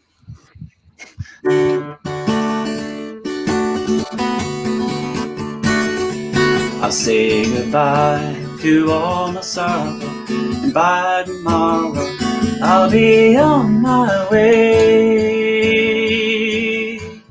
I guess the Lord must be in New York City.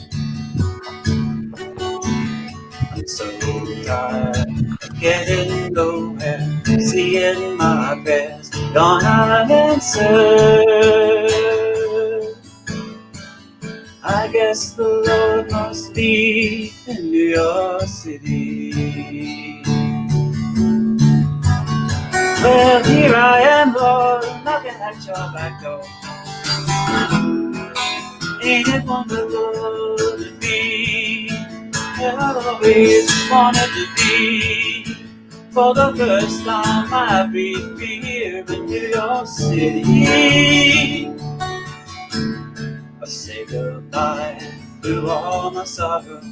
By tomorrow I'll be on my way.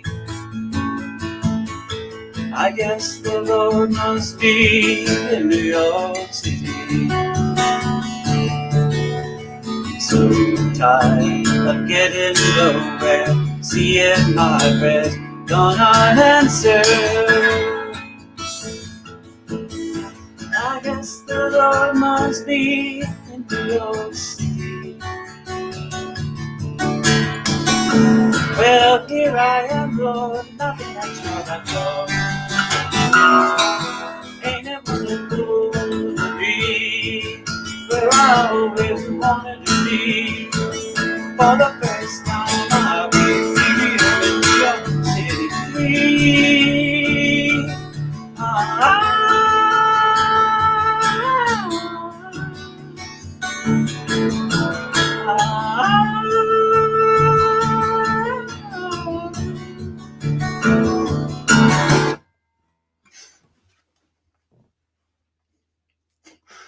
So okay. That's good job. I like that song. Thanks. How did the guitar sound on the other one? I just got this mixer. Great. I like this thing. It's a What is little. It's a little mixer. Here, let me find the camera. Yeah. And so what I want to do, like next time, is get the because the mic isn't plugged into it. The mic is just plugged through USB. Right. But plug the mic into it, and then I think then I can mix it so that actually the guitar and the voice sound like it's coming from the same source. Actually, sounds great. Sounds fine. All right. Sounds good. So so how's what did I miss? Oh, we got all kinds of stuff today. It was kind of a fun show, you know. It's really interesting. Like, now we've done 28. This is 28 shows, like, so I can't believe it's been like 6 months since we've been doing this show. Oh, geez. Yeah. But what's interesting is different things ebb and flow as you do the show. And you know, like I got these two guys right here, right? I got Dennis and Mike. And what's the deal? Exactly. Like I've now learned how to point the right direction. I'm like, I got these two guys right there, up there, you know. What's the deal, guys? Like these are the most prolific producers of online collaborative videos that I know, and they're not putting product out like for a couple of weeks. What's going on, you guys? I don't know. We got backlogged or something. Yeah, like I know Mike and I we're working on a couple of things behind the scenes, but we used to produce every week. Bam, we got a song out every week, and so this week was like really busy early in the show. So we had like Bill Bowman, we had Danielle came on early, and Ray Sabinelli came on early, and then like 9:10, there was nobody. I was like, wait, what's going on? Like normally there's a middle of show bunch of people that come on, but all the early people showed up, and it was a traffic jam. And now we got no collaborative videos, so we're going to do reruns tonight. Well, one of the problems is, like I was saying, we moved up from 81 to 86 MTV. So now we're trying to one up ourselves again. So instead of taking a week, it's taking 2 weeks to do a video. You're right. You're right. Yeah. Although I actually I crossed a threshold yesterday or 2 days ago. What's that? With it. I'm into the playing with myself phase. I don't know if we need to hear about this. 6 months to Not get out of alone. the pandemic. Are you going solo? Yeah, well, I don't know. Maybe Ed will show you what I'm talking about. I did a little music exploration. Did you send that over, or is that on your Facebook? I think I put it in the Dropbox for you. Oh yeah, I'm gonna look. Oh yeah, I think you might have. No, I have Southbound. Is that it? Yeah. Oh, okay. Yeah, I'll download that. I want to play one of our videos, and then I'll download that guy. Okay. But I didn't see that come in during the show. But yeah, so you've been playing.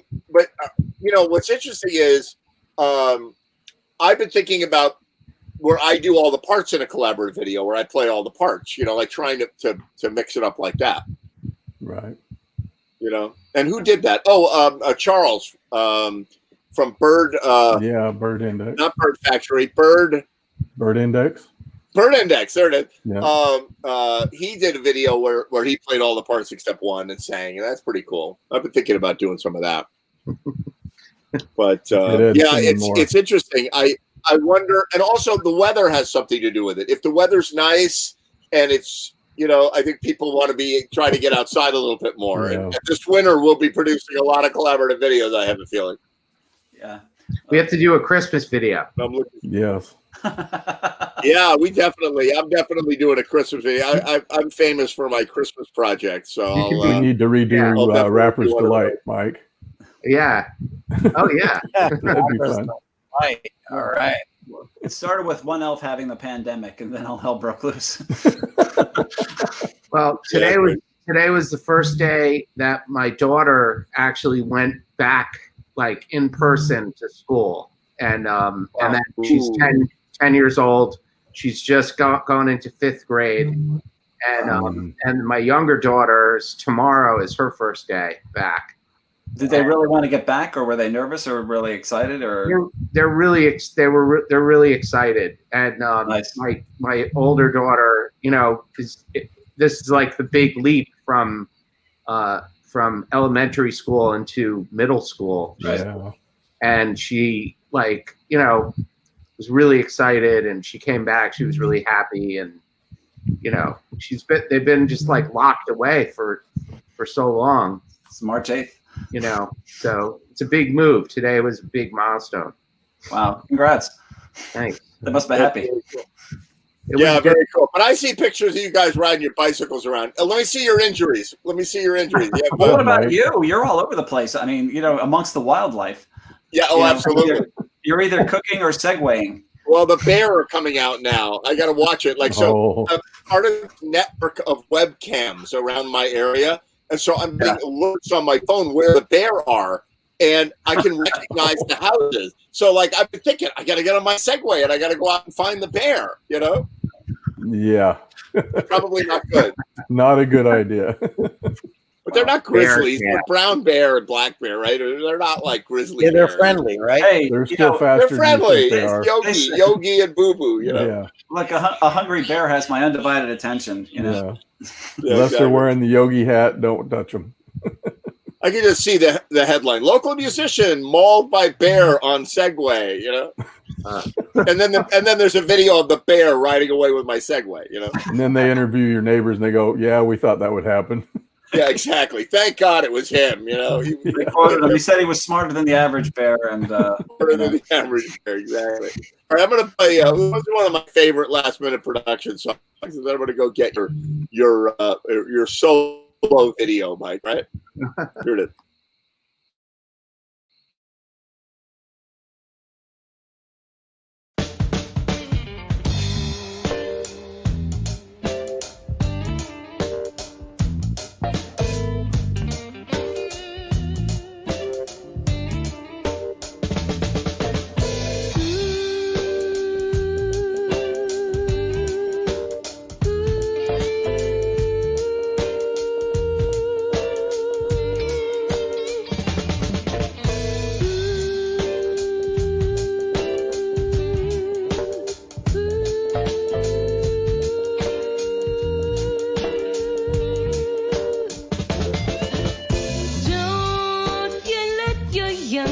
Get you down. It always had a certain mystery. Many changes come to everyone about the time that they turn 17. Grandma's head, it's time to feel the same. There'll be sharp times and up hills and closed doors. Then she said, hold on to your faith, 'cause in this world you gotta go and get yours. Could you stand up, be strong, go out there, hold on to the real things that matter, 'cause no one's gonna hand it to you on a silver plate.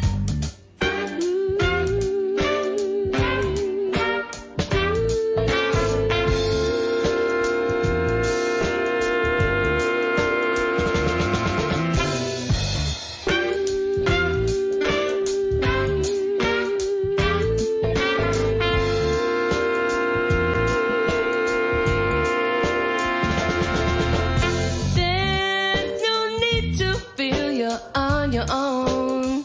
Just let your intuition guide you through. Take one step toward what you believe. Don't be afraid to make your move.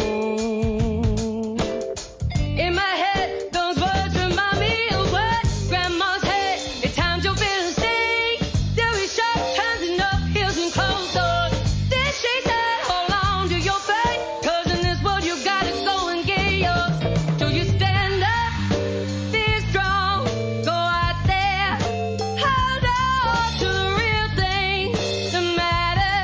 'Cause no one's gonna hand it to you on a silver platter. Stand up, be strong, go out there, hold on to the real things that matter. 'Cause no one's gonna hand it to you on a silver platter.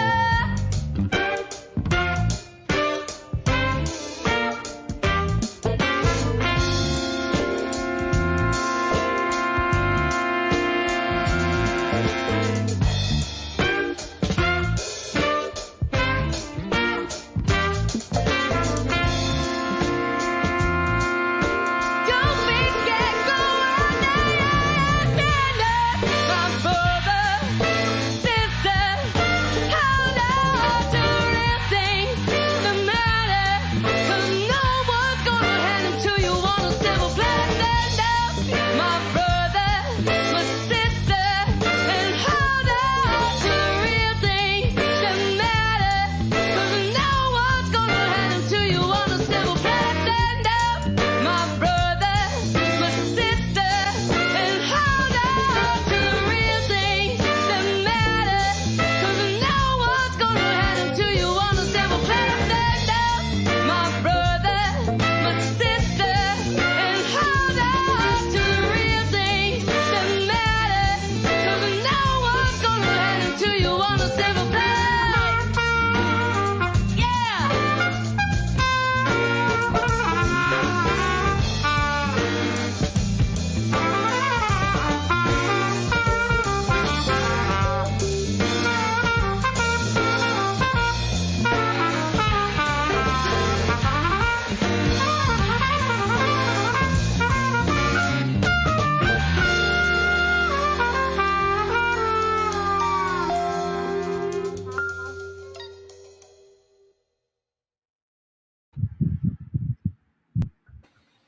There it is. We got the lighter. I love that tune. I really do love that. That was really That was great. Thanks. Yeah, that was fun. That was a really nice groove. You guys, you basically did everything off, so Yeah, that's what we do. We do these collaborative videos where we all play them in our own place and make them happen. And we are getting more and more elaborate. I mean, the horn work on the latest video I got to hear today really sounded great, Mike. Yeah. Oh, that's gonna be. Well, let me ask you. I mean, but like, how do you start something like that? Does somebody come in like with like the A-frame of a song, like the chassis of a song, or like basically a chord progression, and then you guys What we do is how do you build the something trick like is that? to do a good backing track, and so you want to create a backing track. Some of our backing tracks are created with like a vocal. We have a conductor track where you say, okay, get ready for the guitar solo number 1, and here it is right now, right? And so people don't have to guess. And what happens is with the collaborative videos, you sort of know the song and you're sort of following along, but you have no visual reference. And so here comes the change, and you're like, I don't know if it's now. And then so we create the backing track so that everybody's playing with the same thing on the same clock and the same. It then is a nightmare to stitch it all together and synchronize it all and get it all sounding good. It's a bit of a technical challenge, but it's a lot of fun to do it. Yeah. I mean, it happens like each one. Usually, like that's our go-to like our model for how we do it. But sometimes it changes. Like we'll work with like a singer that doesn't want to sing to the the track because there's already a vocal on it, you know. So throws people off. What will happen is like everybody will get their tracks done, and then we might send like that to the vocalist, and then the vocalist will sing over us, you know, like playing the actual song. It's a guide vocal, yeah, I guess. Yeah, it's very, very different, and working with horn players is also very different. Because I'm sure.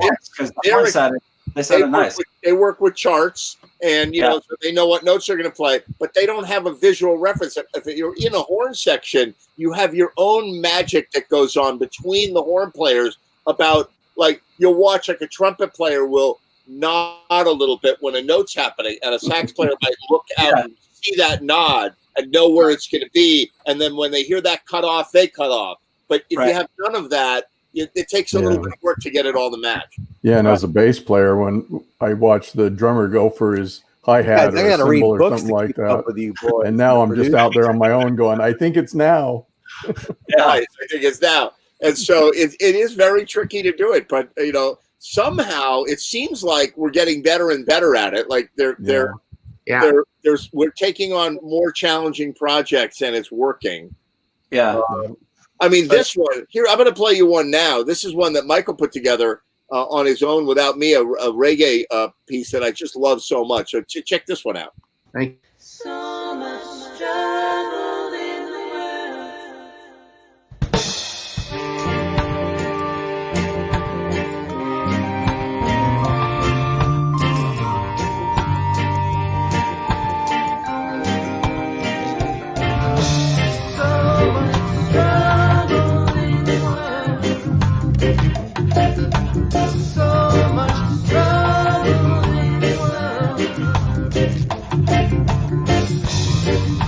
Bless my eyes this morning.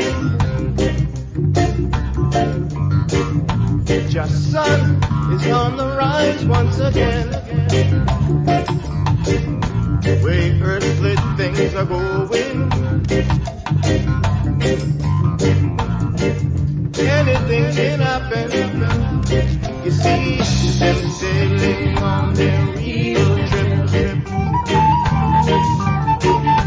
Blast off on their spaceship,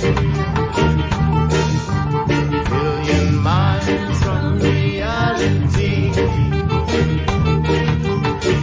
No care for you, no care for me. So much trouble in the world. So much trouble in the world. All you gotta do is give a little, take a little, give a little, one more time, yeah. Give a little, take a little, yeah, yeah. So you think you found a solution, but it's just another illusion. So before you check out this time, don't you leave another cornerstone standing there behind. Yeah. We've got to face today.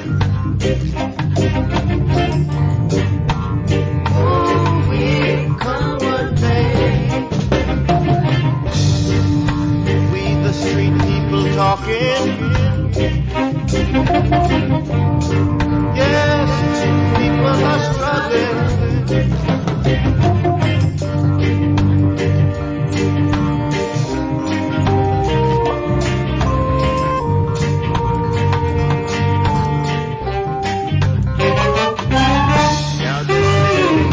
Time bombs, bum bum bum, bum bum bum. Now I know the time has come, bum bum bum.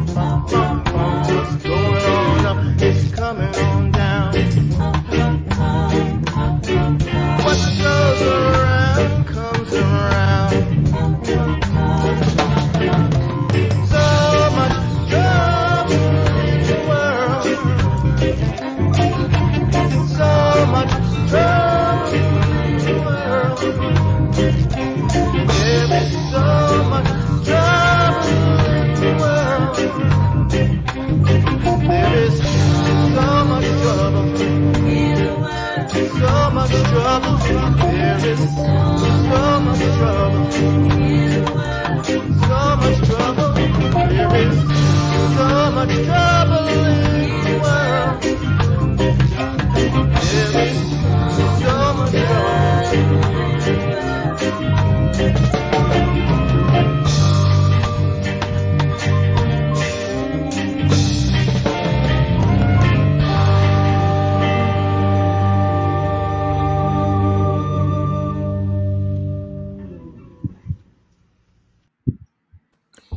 So how many horn tracks did you have on that?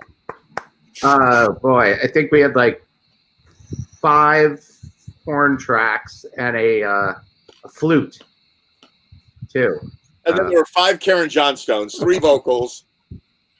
Yeah, Karen had 2 keyboard parts and 3 harmony vocals. So, And yeah. 3 different cameras going on there. That's pretty cool. Yeah, we had all the different, everybody had their own. Everybody did it in their own location, and then I did some percussion in the background too, on top of the drum set. Very cool. I like so. Yeah, it was a good one, man. That was a nice one. Thanks, Ed. Yeah, really good, really good. So when you guys were laying down the vocals, were you like, did they basically, you got the basic track, but then they, nobody's charting out necessarily the harmony, so they're just listening to it and then adding what they think. Yeah, well, Karen Johnstone is a machine. Great. Yeah, I mean, well, Karen, so what we did is the Joe Mack was the lead singer on that. He did his track first, his vocal track, right, and then Karen, arranged her vocal harmonies around what he did. Okay. And then she, she's like, world class. Yeah. I mean, Yeah. she, like She's a thoroughbred. when you listen to like her vocal tracks, like isolated, it sounds like the Andrews Sisters. It's like, she's just so good. First of all, I'm just thrilled that you brought up the Andrews Sisters. I thought it still brings them up. I love their harmonies. I love their vocals. Yeah. So yeah, that's how we built that particular part of the video. Yeah. Nice. Nice. Sounded great. Yeah, a Great good job. vocalist that knows how to do harmony work, and we're lucky to have their Karen, and then we also have Heidi, who's a fantastic harmonizer. That those vocalists, I actually know this, they don't listen to the next person and go, oh, I'm going to sing a third on that. They already visualize their vocal harmony line before it comes out of their mouth. Right. And they know what note they're going for. And I remember, when I'm the vocalist, but when I was a kid, I was a vocalist, and I sang at boys' choir in Europe, like the Vienna choir boys with little robes and the whole thing. And we didn't, we were reading sheet music. You learn your part. And I know that, when Karen is singing, her mind goes, okay, I'm singing this harmony, and that's what that is. Whether you're singing a major or a minor here, that's already, as a musician would have the notes of the scale straight, so does the singer. And so I think and her ability to harmonize with herself when can't hear herself is amazing. It sounded great. Yeah, it did. Good job. Thanks. This is one of my favorites from Alt ID Universe. Check this out.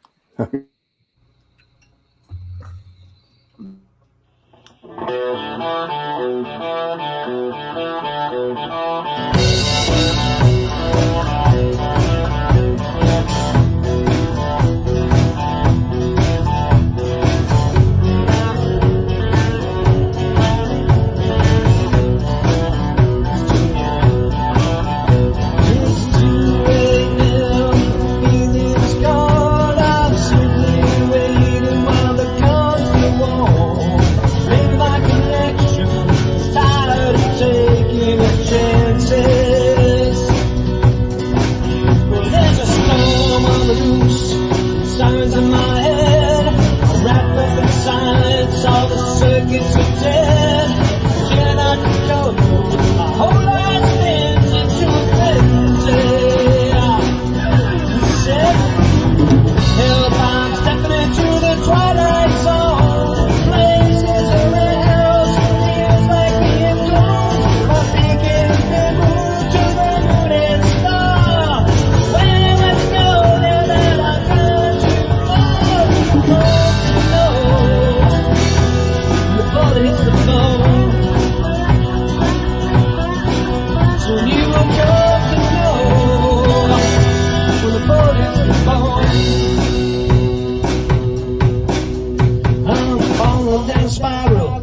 destination unknown.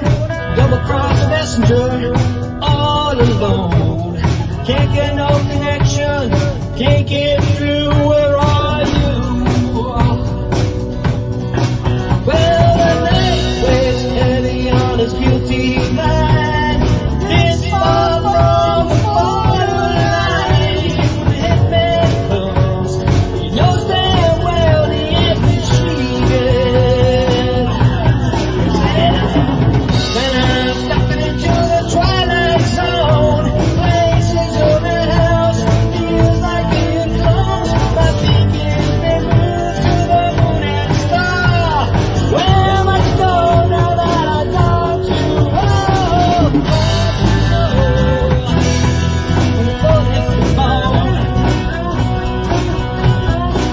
soon you'll come to know. When the bullet hits the bone,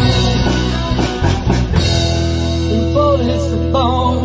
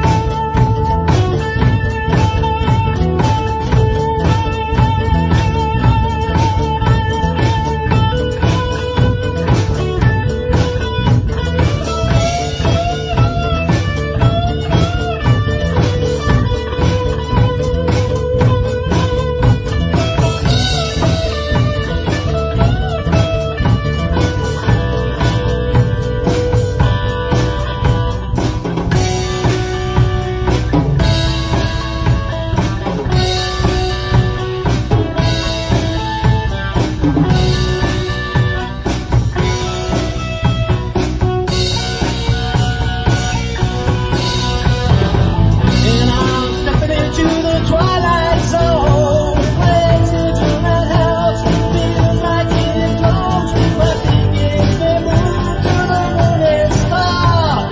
Where am I to go now that I've got to? And I'm stepping into the twilight zone. Places in my house feels like being closed. Thinking's been moved to the moon and star. Where am I to go now that I found you? Close, you got to know. When the bullet hits the bone,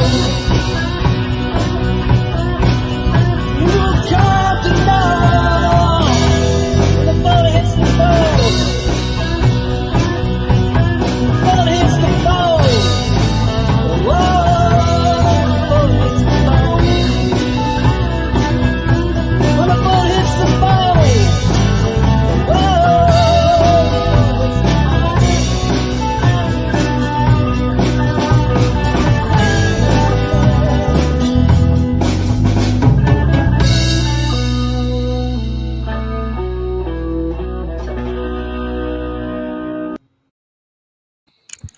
There it is.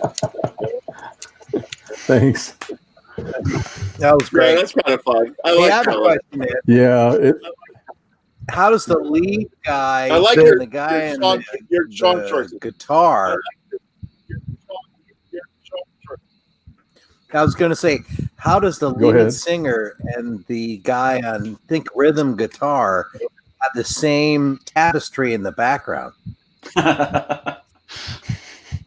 Well, it's Tommy 1 and Tommy 2, so you know.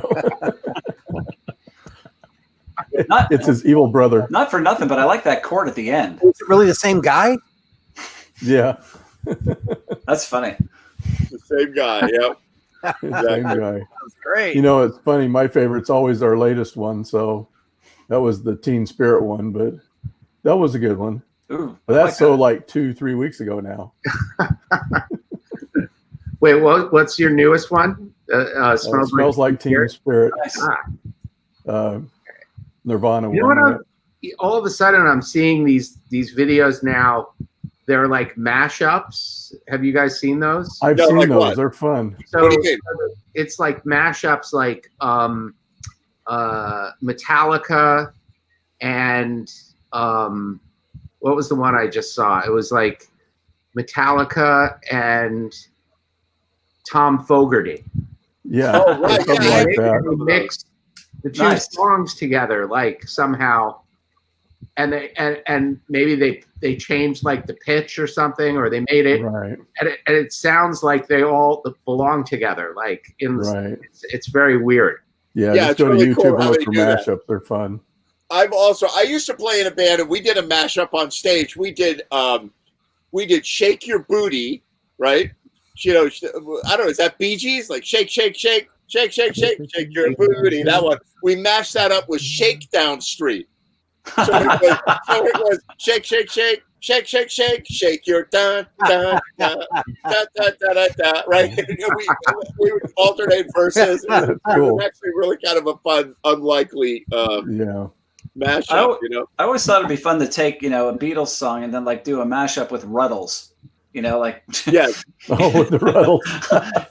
Because I'll we'll be doing Get Back, and then I'll keep thinking, well, then I'll just start putting the lyrics from Get Up and Go into it, and and just get back and go. Get up and go. Absolutely. So hey, Eric. Hey, Eric. How you doing, man? I'm chilling. How's it going? Johnny's got the right We're idea. chilling. We're having a relaxing, this is like the Sausage Fest relaxing late night, all guys, like no women, the He-Man Woman Haters Club of TV, Actually discussing the craft. It's actually good. It's productive. Right, exactly, right. We're talking about how you make collaborative videos. So we've been corrected. And Eric knows better than anyone. We were chatting earlier today. Eric knows better than anyone that half of being able to do any of this, half of being able to produce music nowadays is like half of it is having the vibe in the right place, and half of it is being some sort of technical genius to make it happen, Mm-hmm. Amen Eric's to that. been redoing his computer systems and his interface cards. We're all like we don't call up and go, do you think I should use a 9 in that chord? We're not doing that. We're like, do you think I should get a FireWire to, a Thunderbolt 2 cable OEM or not? What? Yeah, it's too much. It's too much. And there's no tech support. No. Yeah, there's no tech Hey, support. I'm an IT guy, and there's a lot of the audio that I don't know any of the technology on this, so it's pretty interesting.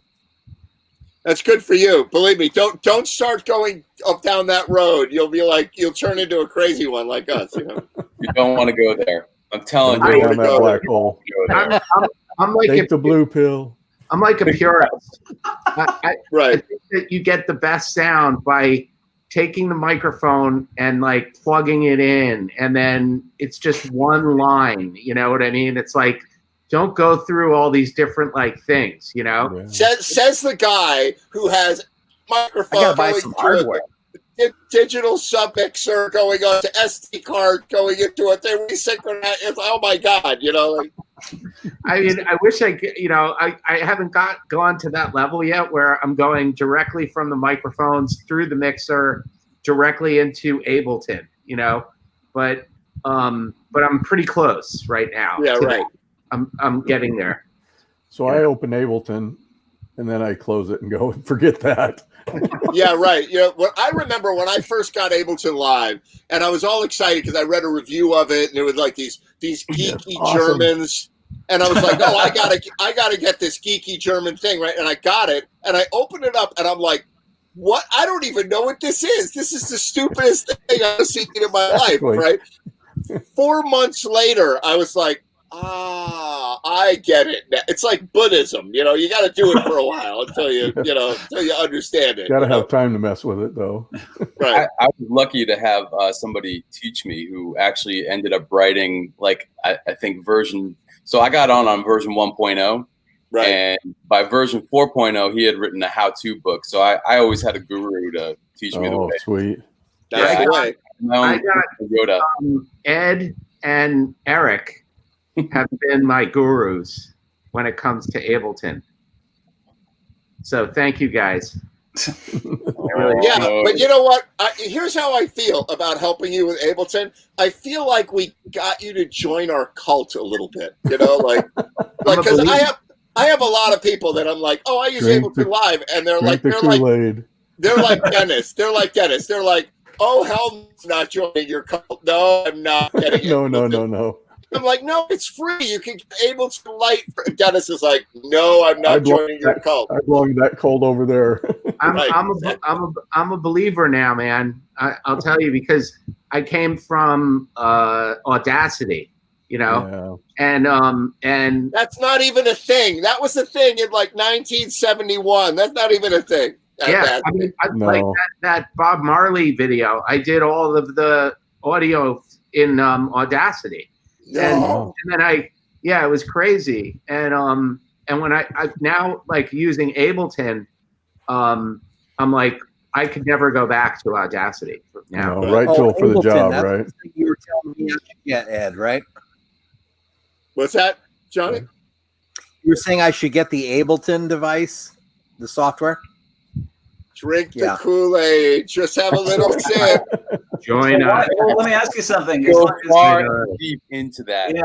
You know, before I drink the whole glass, I mean, like, is it like how is it better or different than some of the other programs out there? All right, I'll answer that. Okay, so all the other, I was a Pro Tools guy. I was one of those snobby. I was one of those snobby Pro Tools guys. Like, oh, if you don't have Pro Tools and you can't do all the routing, I know what my equalizer button does.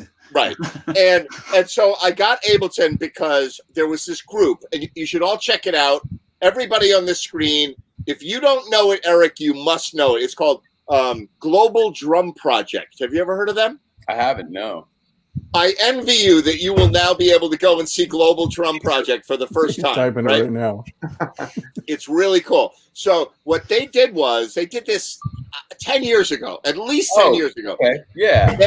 It was the drummer from the Grateful Dead. Who is that? Mickey Hart. Yeah, Mickey Hart. Mickey Hart, right? And then he got an African percussionist, a Latin percussionist, an Indian percussionist. Oh, I've heard of this. Like the best, right? And he plays a drum set, which is a very American thing. And they play live on the stage, and they like have like a petrified tree that they're hitting with mallets, and they're doing all this percussion. And I was listening to the track very carefully, and I'm like, I hear some loops going on. Like they're not, and I'm like, wait a minute, that's a loop that they just played. How are they recording the loops live and then replaying them live 10 seconds later, and then they're reacting to what they played? I'm like, that's really weird. So I started researching it, and a friend of mine who's a respectable recording engineer knew about Ableton, and there was a picture of them on stage, and all of a sudden there was a guy with a laptop with this weird looking interface. I'm like, wait. So I froze it, and I looked, I'm like, what is this software? My friend told me that's Ableton Live. It was made by DJs, and what DJs do, they can never stop. The music has to continue. They never hit stop. In Pro Tools, you're hitting stop and rewind. It's like a tape recorder. And Ableton is like, you keep it running, and you can record things, and then you have them immediately available. You can like put them up here, and they lock into the timeline, and Ableton figures out the key and the pitch and the tempo. That's crazy. It figures it all out for you. And so what you can do producing is far beyond what you can do from music creation point of view of what you can do with a recording software like Pro Tools. Wow. So then Pro Tools is like sort of stop and react and then add, but now you're adding on the fly and you're thinking in real time. Wow. So I could say, for example, I want to take a horn part that I have from another song that's in a different key at a different tempo. And you could drag that into your song, press a couple of buttons. Now it's in the right key and it's in the right tempo, and you hit play and it's playing along with what you're doing. I remember trying to do something like that with GarageBand, but I'd had to like stop what I was doing and like dangle a chicken bone over it and get the key change to happen. That being said, Ableton is so weird, like in the way it works and all the depth of it. It's very strange. It'll take you a while to it's almost like a musical instrument. So wait a minute. Going back to the GarageBand thing for a sec, the GarageBand thing worked if it were MIDI files, okay? So are the input files that you're talking about, are they MIDIs or like what's the? Oh no, they can be audio files, right? Wow. And you can do the following, like this is what we do for some of our backing tracks. Like there'll be a song that they didn't play with a metronome in the studio. So it's sort of 95 beats per minute, but it's not. It speeds up a little, it slows down a little. And you can literally imagine that the tape, that like Pro Tools has the tape recorder, right? That the tape has like a rubber band. And you can be like, I want the measure to be this long. And you can thumbtack it on. And it'll do all the calculations and the harmonics calculations. Wow. So you don't even know what's happening, but you can change the timing while it's playing.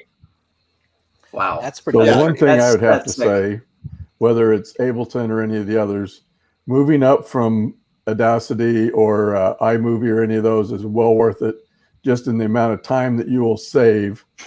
Instead of spinning your wheels on those lower level products, go get a decent one. I mean, one thing I love about it from my perspective, like I'm not coming from the using it as like a musical instrument perspective, but more of just engineering and, you know, putting together songs in it, is that you can you can sort of tweak all the audio effects that you're doing in real time. You know, and it's just playing through, and you can throw like an equalizer on it and start turning the dials and getting the sound right. Then you can put a gate on it, and then put a limiter on it, and you can turn them on and off while you're listening to the track in real time, so that, you know, in Audacity you couldn't do that. So it would only give you like a 5-second preview of. Like I wanted to put some reverb on something. So there was a lot of like guesswork going on and sort of workarounds. And then going back and doing it again kind of. Right. Yeah. And so once I got a handle on Ableton, like it reduced the amount of time that it took. And there are presets that are really, really good presets. Like, so if I bring my whole drum tracks in, and I like punch up, like I want a bass drum EQ. You know, I just click on the bass drum EQ, drag it into the bass drum track, and all of a sudden my bass drum, you know, sounds great. You know, wow. And it's like, okay, and then I can fine tune it, but it just saves me a lot of time. Yeah, now the problem I have What's the learning curve? Is I drop the bass crazy filters in there. Now I'm trying to figure out how to get it live instead of through the filters. Ed, I mean, this is the learning curve. This is the learning curve. You need a lot of this, and you'll be fine. I picked it up pretty quickly. I think, like within, I'd say like a week and a half, I was actually in there producing a song. Really? Right, exactly. Yeah, I mean, I'm very interested, but I just wonder if I could pick it up quick enough. It's once you get the hang of it, and plus, I guess having Ed there to guide me and give me tips, and also I had Eric a couple of times helping me with some things and giving me some tips, made that happen a lot faster for me. So it's the Westport Engineering Crew. Yeah, exactly. That's a great name for a band, by the way, like a band music project. Westport Engineering Crew, or the Black Duck Engineering Crew. Exactly. All right, I got one more. I'm gonna rerun this one. I think we might have released this last week, but I'm gonna rerun it anyway. Check this one out.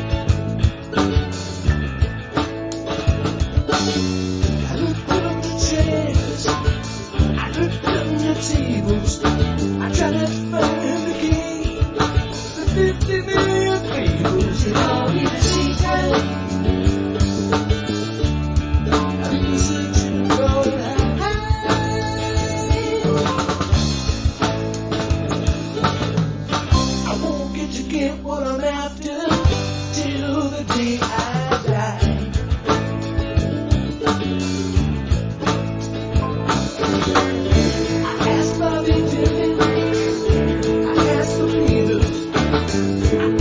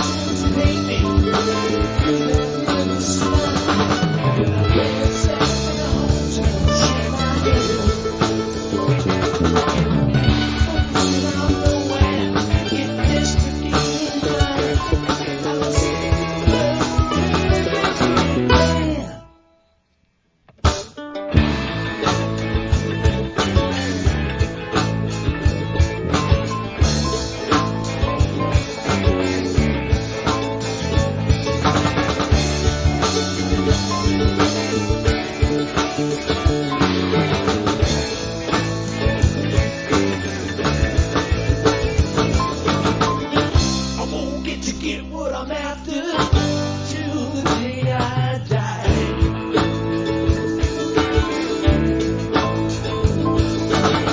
I don't have ways of racing, baby.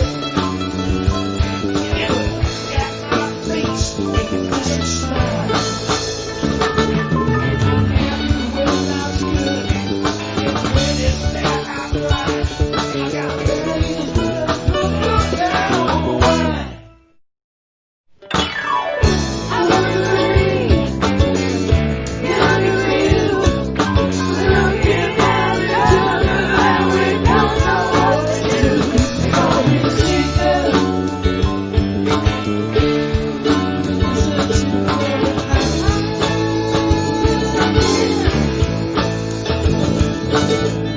I won't get to get what I'm after till the day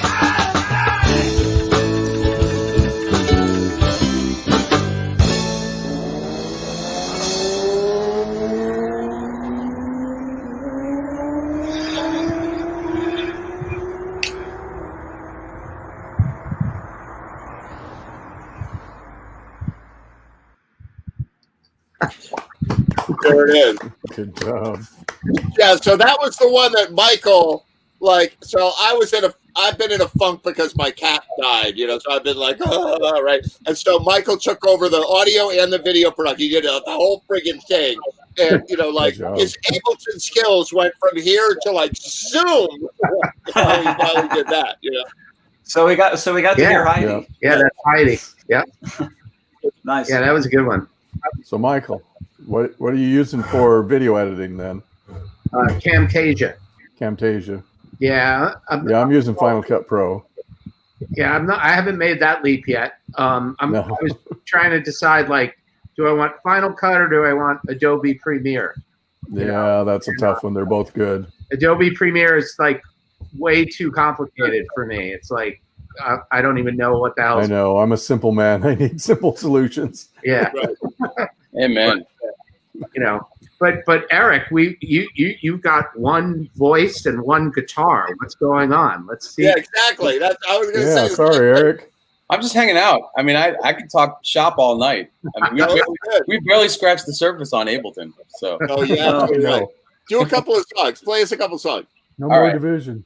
I'm drinking tequila. Right. I'm drinking tequila tonight. I don't really drink except on Jam TV, so I'm going to have some more tequila. By request. Except when I'm working. Dennis, this is I don't you. drink, but I went through this Thank you, bottle sir. during the pandemic. I'm so, doing you know, bourbon here.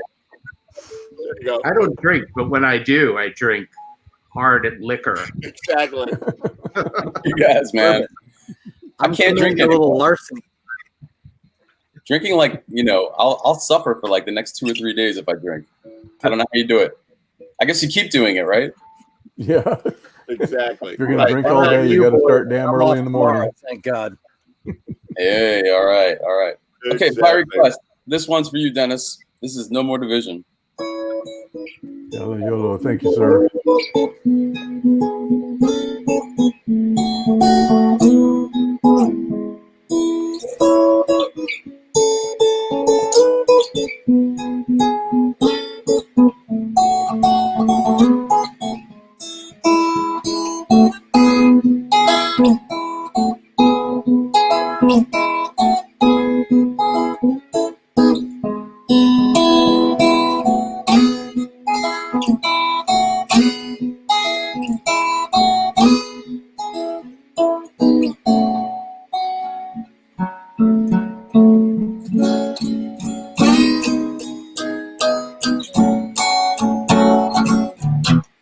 All these whims of misinformation causing divisions. We're on two sides of the same coin. Time to look through untainted prisms. Damaging mistakes repeated over thousands of years. Break free the vicious cycle. Live a moment without fear. What we want now. No more division. No more division. No more division.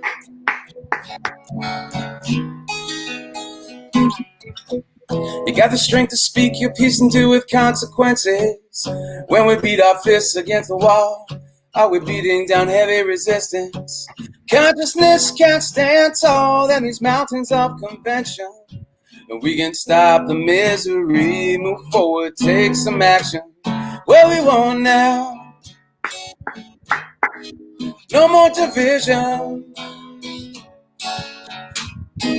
No more division.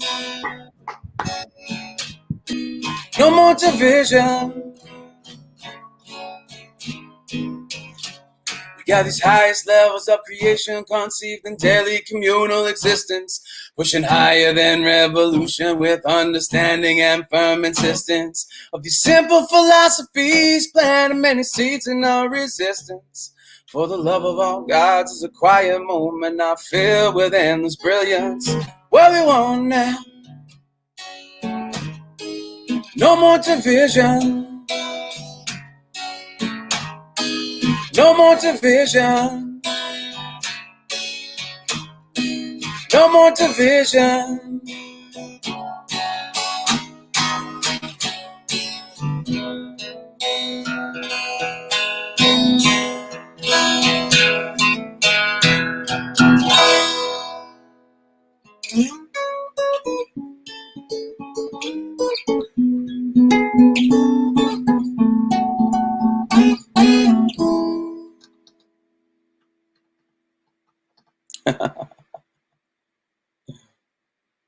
You're muted, Ed. You were mute. You're muted, Ed. Oh no, I was muted. I was playing the song, however. Yeah, that was awesome. Let's try that. Do another one and try to like. I'm gonna like clap along. Ed can play, and let's see if we. Yeah, it's very tricky with the delay, but Yeah. we made it work. I played something with Ray before, and it kind of worked. With the percussive stuff, is very hard because you'll be an eighth note off. You know. Ah, okay. That's the problem. Yeah, it's the latency is too much, unfortunately. But if you play nice, you know, like if you play nice, you like long chords, it can sort of rush in and out of the the rhythmic stuff. Yeah, they have not figured this out yet, and the tech people need to do that. All those Silicon Valley people. How do you get zero latency in these calls? Zero latency. So it's gonna take Starlink, 4,000 satellites in orbit, or I don't even know how they're gonna make it all happen, but it's tricky. Yeah, challenging. I'll just get the chip. I'll get the chip in my neck. If it'll fix the latency, there's the reason. I'll do it. Okay, get on that quickly because I want to jam again. Exactly. So, actually, that's a great name for a band, the Neck Chips. Ladies and gentlemen, we're the Neck Chips. So, here, do another one, Eric. All right, I haven't quite mastered this one yet, but it's a new one, and I'll give you guys a preview. We'll see if it comes off. It's called In Need.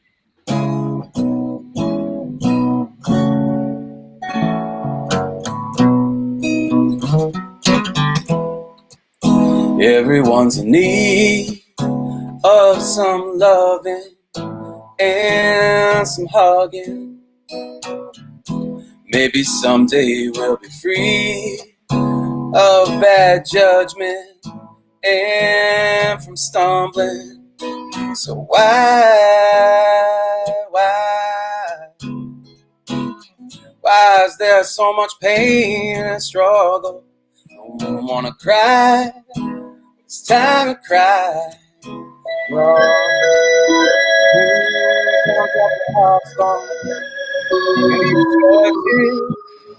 Well, these choices, they won't ever leave us alone. Got us till our spirits soaring.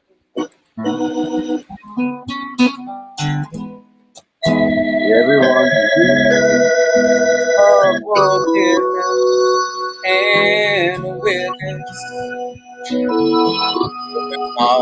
set free and deeper feeling. Oh my, my. How easy we go when we let it. Yeah, it's time to fly. Yeah, it's time to fly. See all ourselves open. And these choices, they won't ever leave us alone. Until our spirits soaring.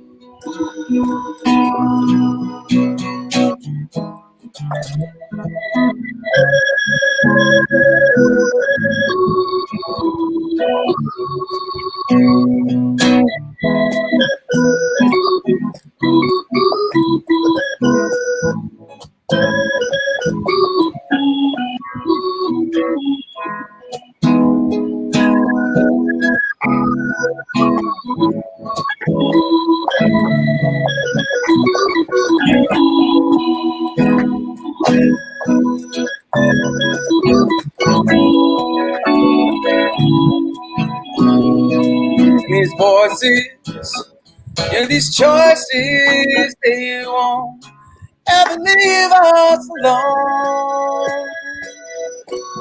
Until our spirits soaring.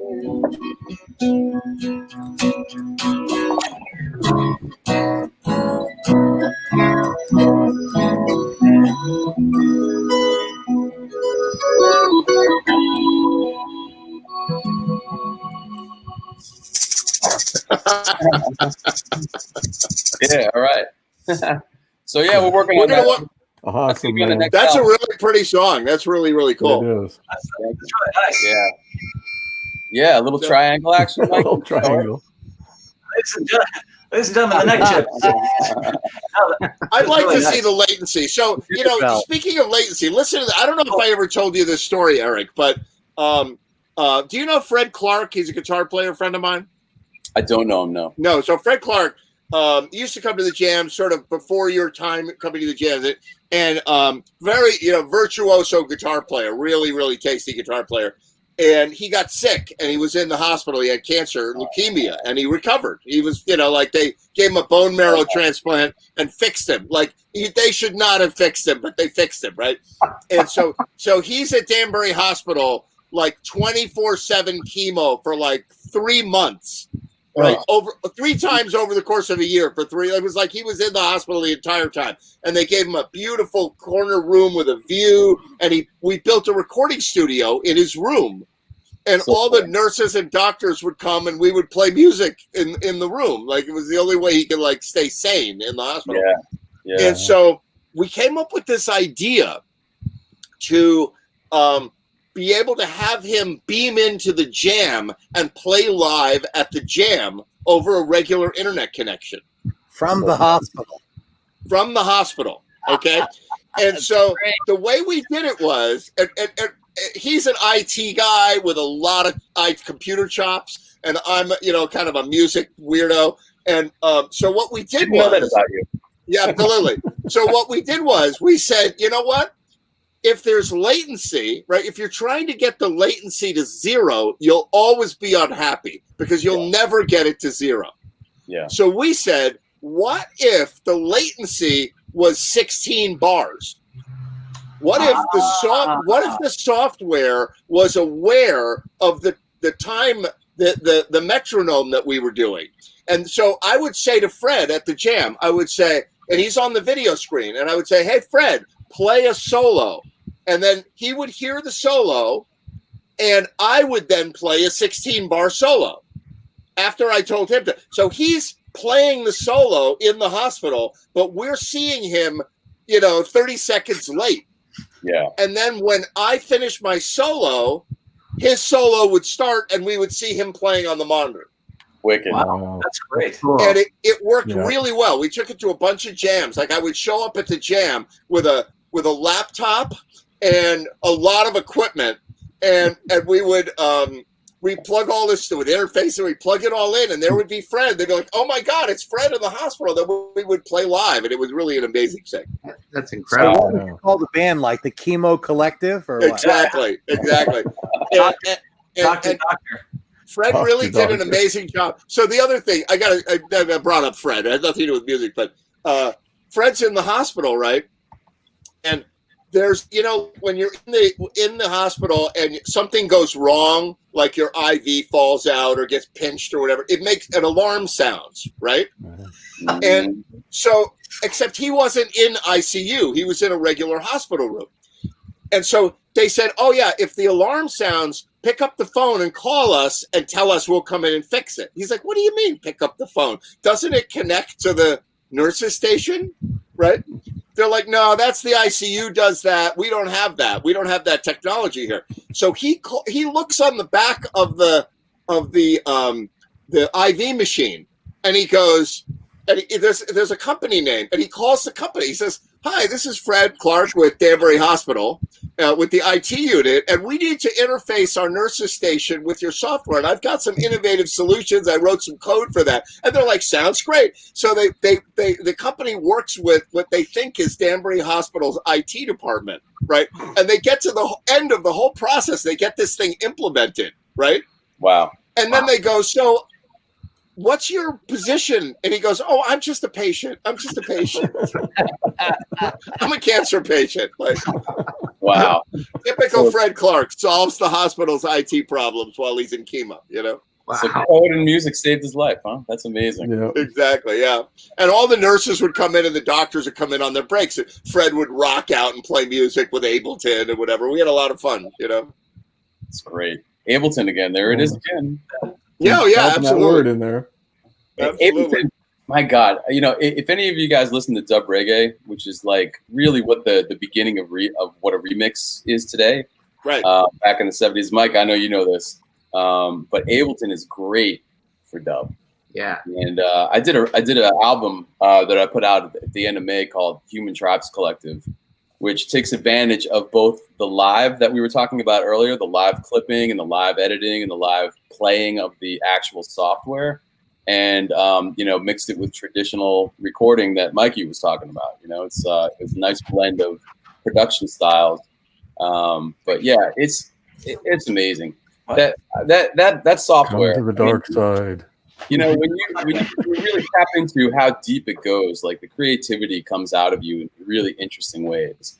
Right. And I felt like I made I know you heard that record. I felt like it was just, you know, it's dub style production, but it's modern and it's all tech, you know, infused creativity. So all you geeks out there, go get it. Yeah, exactly. I've got it. Sponsored by Ableton Live. I'm clicking on Ableton download. Yeah, I just I got I got the $99 free version, and that did an amazing job. But then like last week, I just upgraded it to standard. I got upgraded to standard. So now go all the way, man. Eric, Just go all the way. Eric, go all the way. I've got EQ8 now. There you go. That's like Ableton is like, take my money, take it. I'll pay you whatever. I'll pay you. You know. The one thing they don't have is that what is it, like a 32 band EQ, which you can get through the VST plugins if you've got it on the Mac. You know, so I actually use the 8 EQ, but I use the 32 more. Right. So tips and tricks. Absolutely. Bastard. Yeah, exactly. I use the 10 million band EQ. Yeah, I'm sure everybody's thrilled with this conversation out there. By the way. Exactly. Thank you all for enduring the geekery here. Now I'm gonna play you the toys. I am now going to play you the absolute opposite of what we're talking about. Here it is.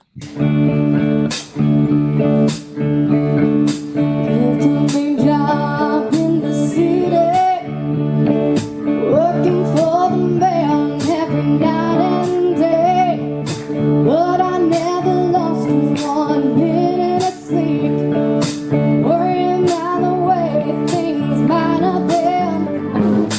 Big wheels keep on turning, Fred Mary keep on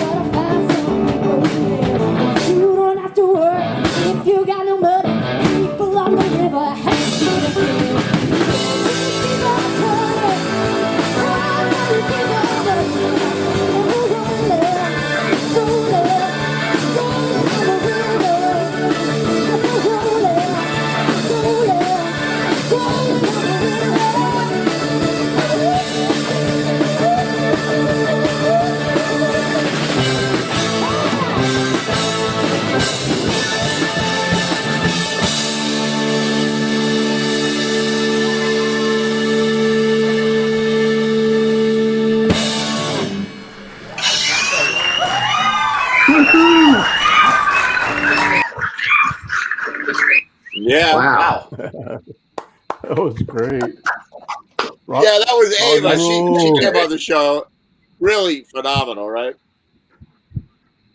Good players. High energy. Yeah, man. Yeah, it's nice to Awesome. see the next generation like paying homage to the masters. And just good raw rock Yeah. and roll. But And, the, you know, the breaks it are was great. really Listen funny. to I'm each watching other. that, and I'm like, Yeah.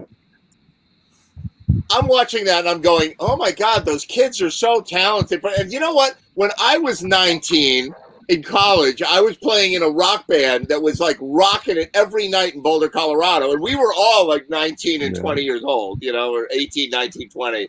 So I guess, you know, that's when you do it. That's when you have that energy and you find that first creative spark and, you know, from performing. The energy and aggression. You still got Yeah. it. Arrogance. Exactly. That's exactly it. You remember your mother's going, you're awesome. And you're like, yes, I'm awesome. And then you get older and you're like, I'm not awesome. I suck. No one Like, I need able to. You You gotta raise the awesome bar. I need able to. I'm like, I need able to live. Able to live makes me awesome. You know, like, I'm not awesome. You know, then the Germans are like, the engineers in Germany and Ableton are like, you are awesome, you in America. And you're like, yes, I am. I'm awesome. You know. That's right. Now down to the Autobahn. Exactly. Speaking of awesome.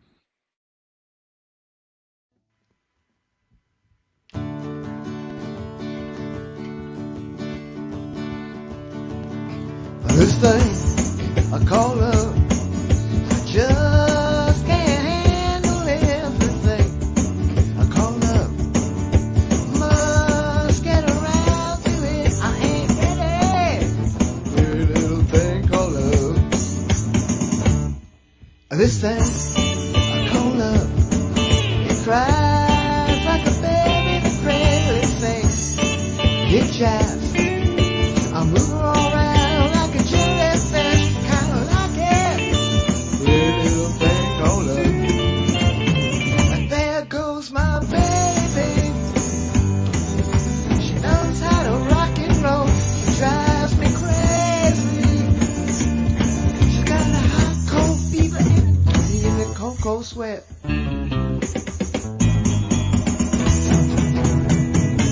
Gotta be cool, relax. Yeah, get on my track, take a backseat, a hitchhike. I take a long ride on my motorbike till I'm ready. Pretty little thing called love. Come on, Cliff.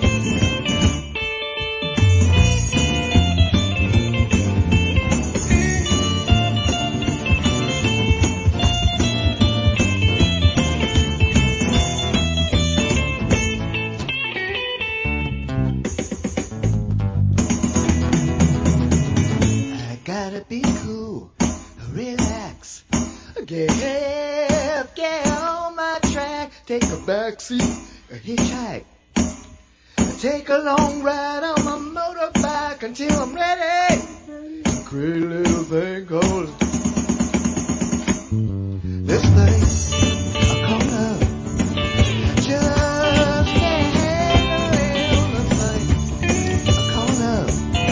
I must get around to it. I ain't ready. Pretty little thing called love. Pretty little thing called love. A pretty little thing called love.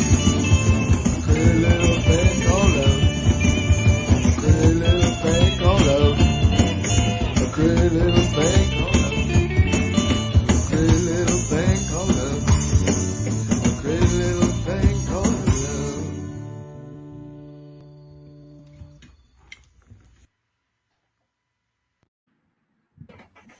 There it is. Ew. I like Dave in that one, the drummer. At the end of that one, he's like looking over, he's sideways looking at the screen. Yeah, I can do this all day. What the hell? That was cool. Yeah, that was pretty good. Absolutely. That was fun. That was Yeah, my I mean, first adventure with these guys. Yeah, and Ray Simonelli, finally got Ray Simonelli on board. You know, that's really terrific.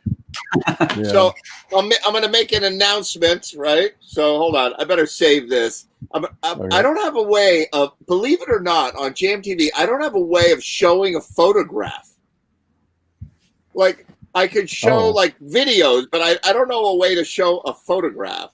But I'm going to save this photo and put it up on my screen. Make it a video. So I think I finally picked a cat. And this is during the show tonight. A friend of mine had a litter of cats, and so I finally chose a cat. Let's see if I can find the picture. All right, here we go. And let's see if you can see this. Okay.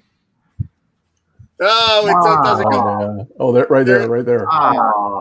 There's the cat. Cool. A little boy, orange. He's about 4 weeks old now, and I'm going to pick him up around Thanksgiving time. Yeah. He's a little cutie. So I finally, so I'll be back making collaborative videos soon. I'm feeling better now about cat stuff, you know. Awesome. It's weird. I mean, you have a cat for 18 years. Like, you know, the cat sleeps on your head for 18 years, and then, you know, it's gone, and you're like, oh, my cat. Right. Mr. Cat. Yeah. So sounds good. Cat in the hat. So Dennis, I'm trying to upload your video right now. Tell me a little bit about Radar Love that you sent along. Okay, so this was a video that I found on an old VHS. You remember those big VHS tapes? Sure. You remember the big VHS recorders that you had to carry on your shoulder? Yeah. This was made on one of those back in 92. And it was actually filmed by my guitarist's wife. So mostly it was on his side of the stage. And where was it? Where did you have this? Where this did you one do this? was out in Tremont, which was about 30 miles west of Salt Lake City. Right. And it was just one of the clubs we played out there. We had a good time, always had a good crowd. And so they came out and filmed it. I had to cut out all the leads and the running around stuff. If you watch our original video, we disappear off the stage. To get it to fit on modern technology, right? Right. At one point, All right, most of the time you could find me on the stage or on the bar somewhere dancing. So I was a little more animated back then. But this was all right. Very cool. Here it is. Okay.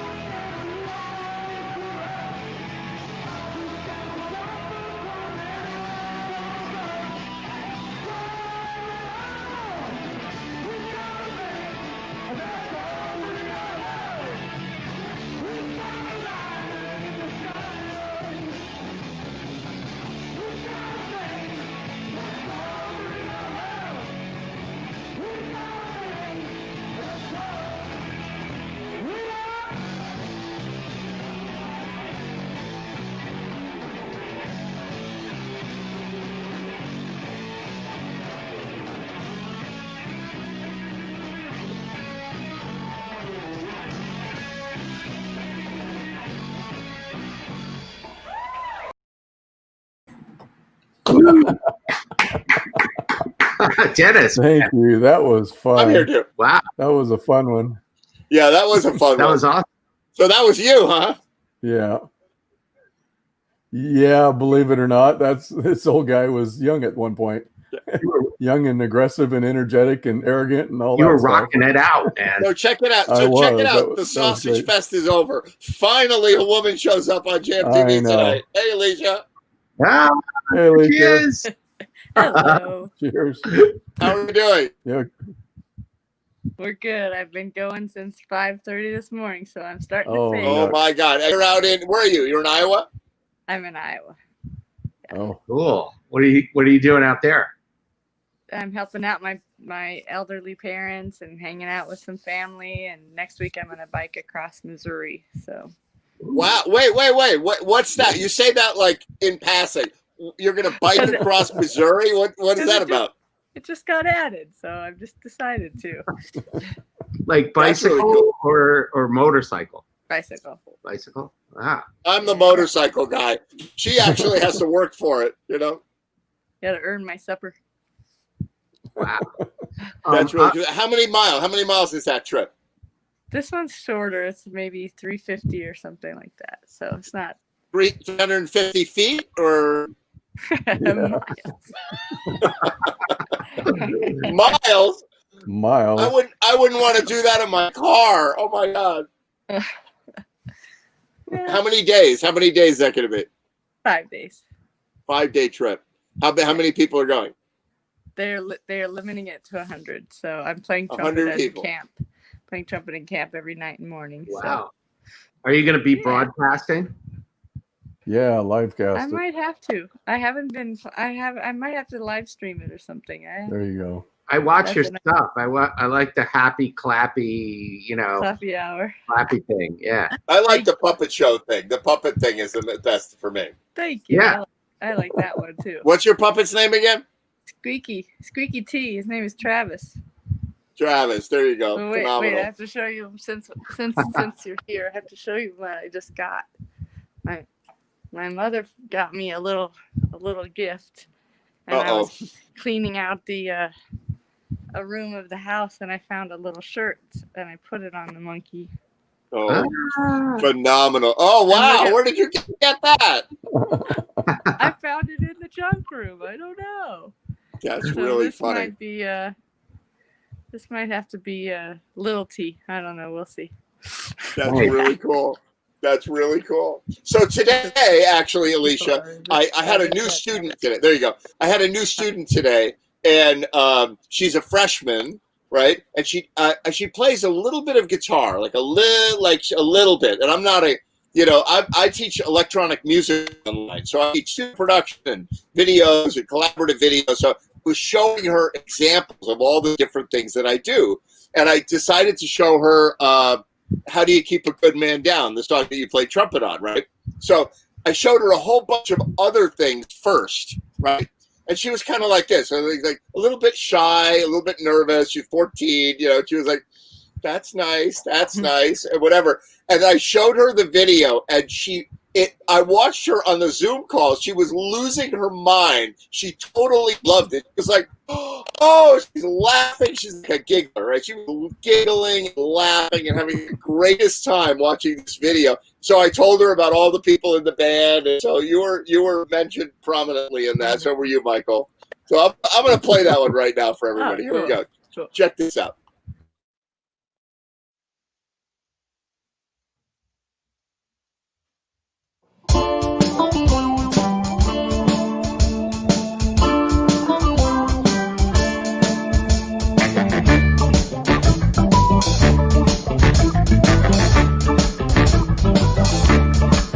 You've been getting on so good, so proper for so long. No, you never hurt me. No, you never gone and done me wrong. I know that something ain't just no good, but you always do exactly what you should. So tell me, how do I let a good man down? How do I let a good man down?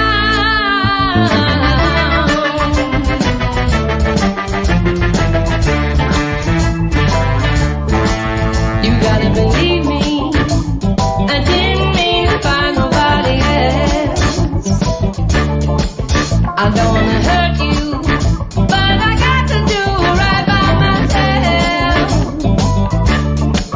You make me happy, but you give me thrills. You give me comfort, but you give me chills. So tell me, how do I let a good man down? How do I let a good man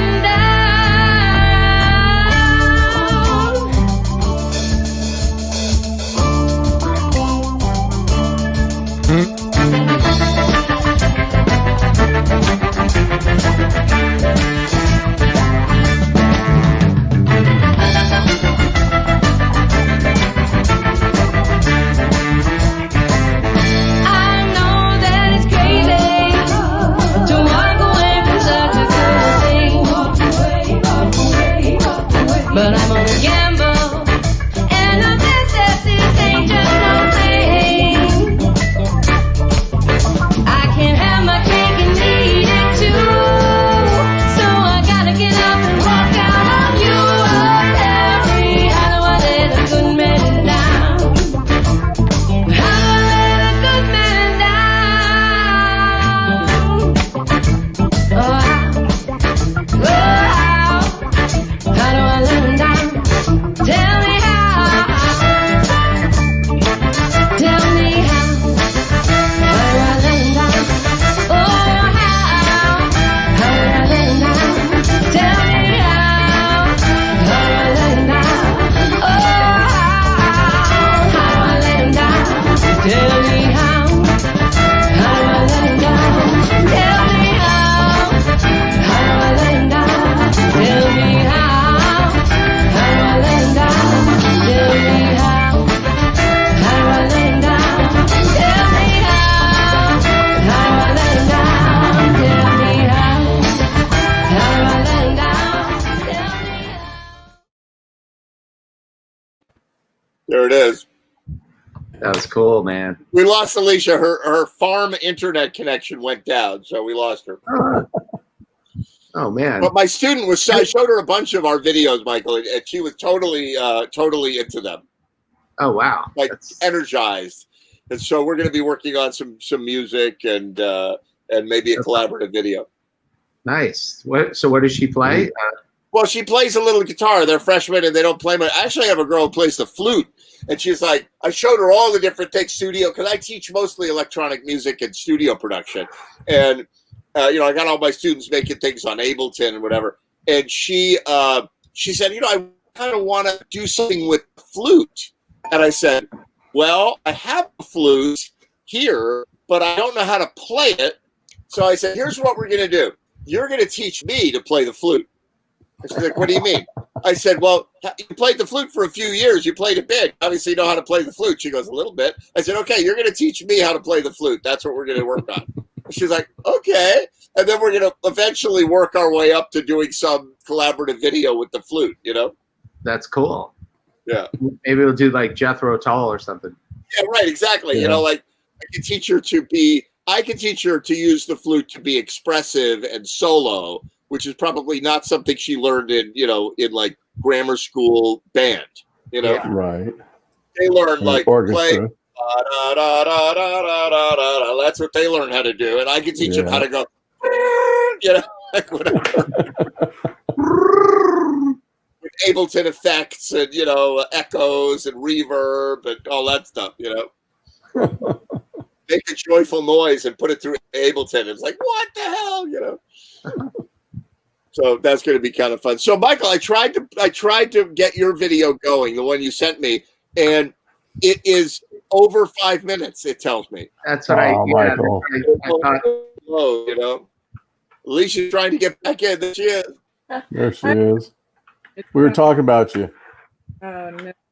Exactly. My student was so into it. My student was watching you in particular. She's like, "That's amazing! Like, she's amazing." I'm like, "Yes, she's amazing." That's good. That's good. Sorry, I'm moving all over the place. I just got home. No, trying to. That's quite all right. Boy, you are really burning the candle with both ends. You're up late, and it's only 10:30 where you are. So it's not that bad, but you got to be up at. Yeah, I'm burning the candle at all 6 ends these days. I'm a little just poured a little Tito's just to get through. There you go. Whatever gets you through the night. I don't even drink it. I'm drinking the tequila with this picture on the cover. That's good tequila. That was your first mistake. It's not even subliminal advertising. It's like, do you want to spear people while riding a giant chicken as a skeleton? Yes, I do. I want to be that guy. It's like whack upside the head. What do you have there? What am I even looking at there, Michael? It's like a cross between Darth Vader and I think it's like a Cylon Raider or like it's in Star Wars the TIE fighters. Yeah, those guys. The guys that like guard Darth Vader. Right. The stormtroopers. In the TIE fighter. Like that's this thing right here. Yeah, that's a bad job.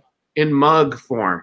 That's a bad job. That's because everybody's gunning for Darth Vader the whole time. So if you're that guy, you're gone. You're gonna get blown up and spit into space. Yeah. And if you fuck up, like Darth Vader is gonna be like, Okay, we just lost Alicia. You like stop breathing and stuff.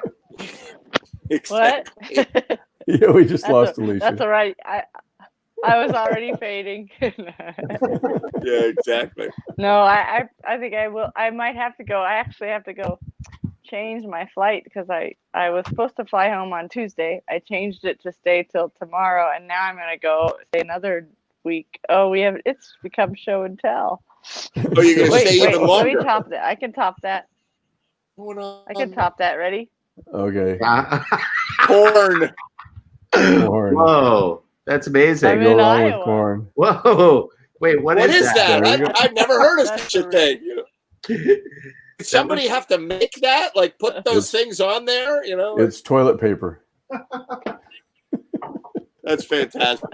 In some places. In some places. Wait. Do I really not have anything good to show off? Hold on. I don't. Oh wait, I have more. I'll top that. Yeah, kitty. Mickey Boy's coming on the show. There he is. Wait. That? Oh, okay. I have an Altoids box. There you go. That's good. Mickey is like, what are you people doing? This is not even normal.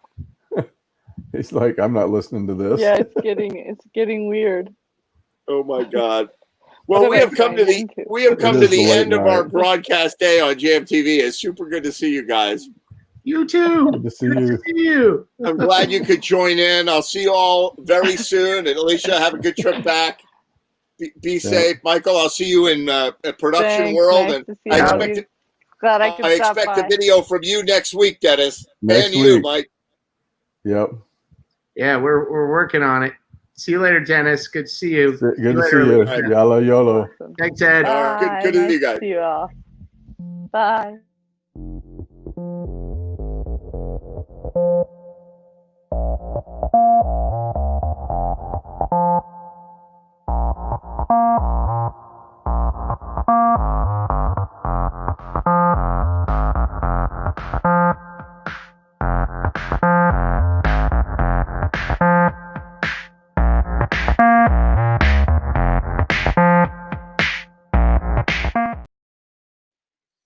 And that is show number 28 on GMTV. Really have you all on the show and watching the show and all that. I had fun tonight. I needed that. It was an odd show. It started out really like crazy and busy, a lot of acoustic players. Then it got really quiet in the middle, but we still had stuff going on. And then later in the show, a lot of collaborative videos, a lot of funny banter and good people on the screen. So GMTV, we will continue on when I see you soon. And I hope you're all staying safe and staying well. And from all of us at GMTV, meaning me, I will see you all very soon. If you feel like it, you can contribute to GMTV with Venmo and PayPal at the link below. That would be much appreciated. And we'll see you all in cyberspace real soon.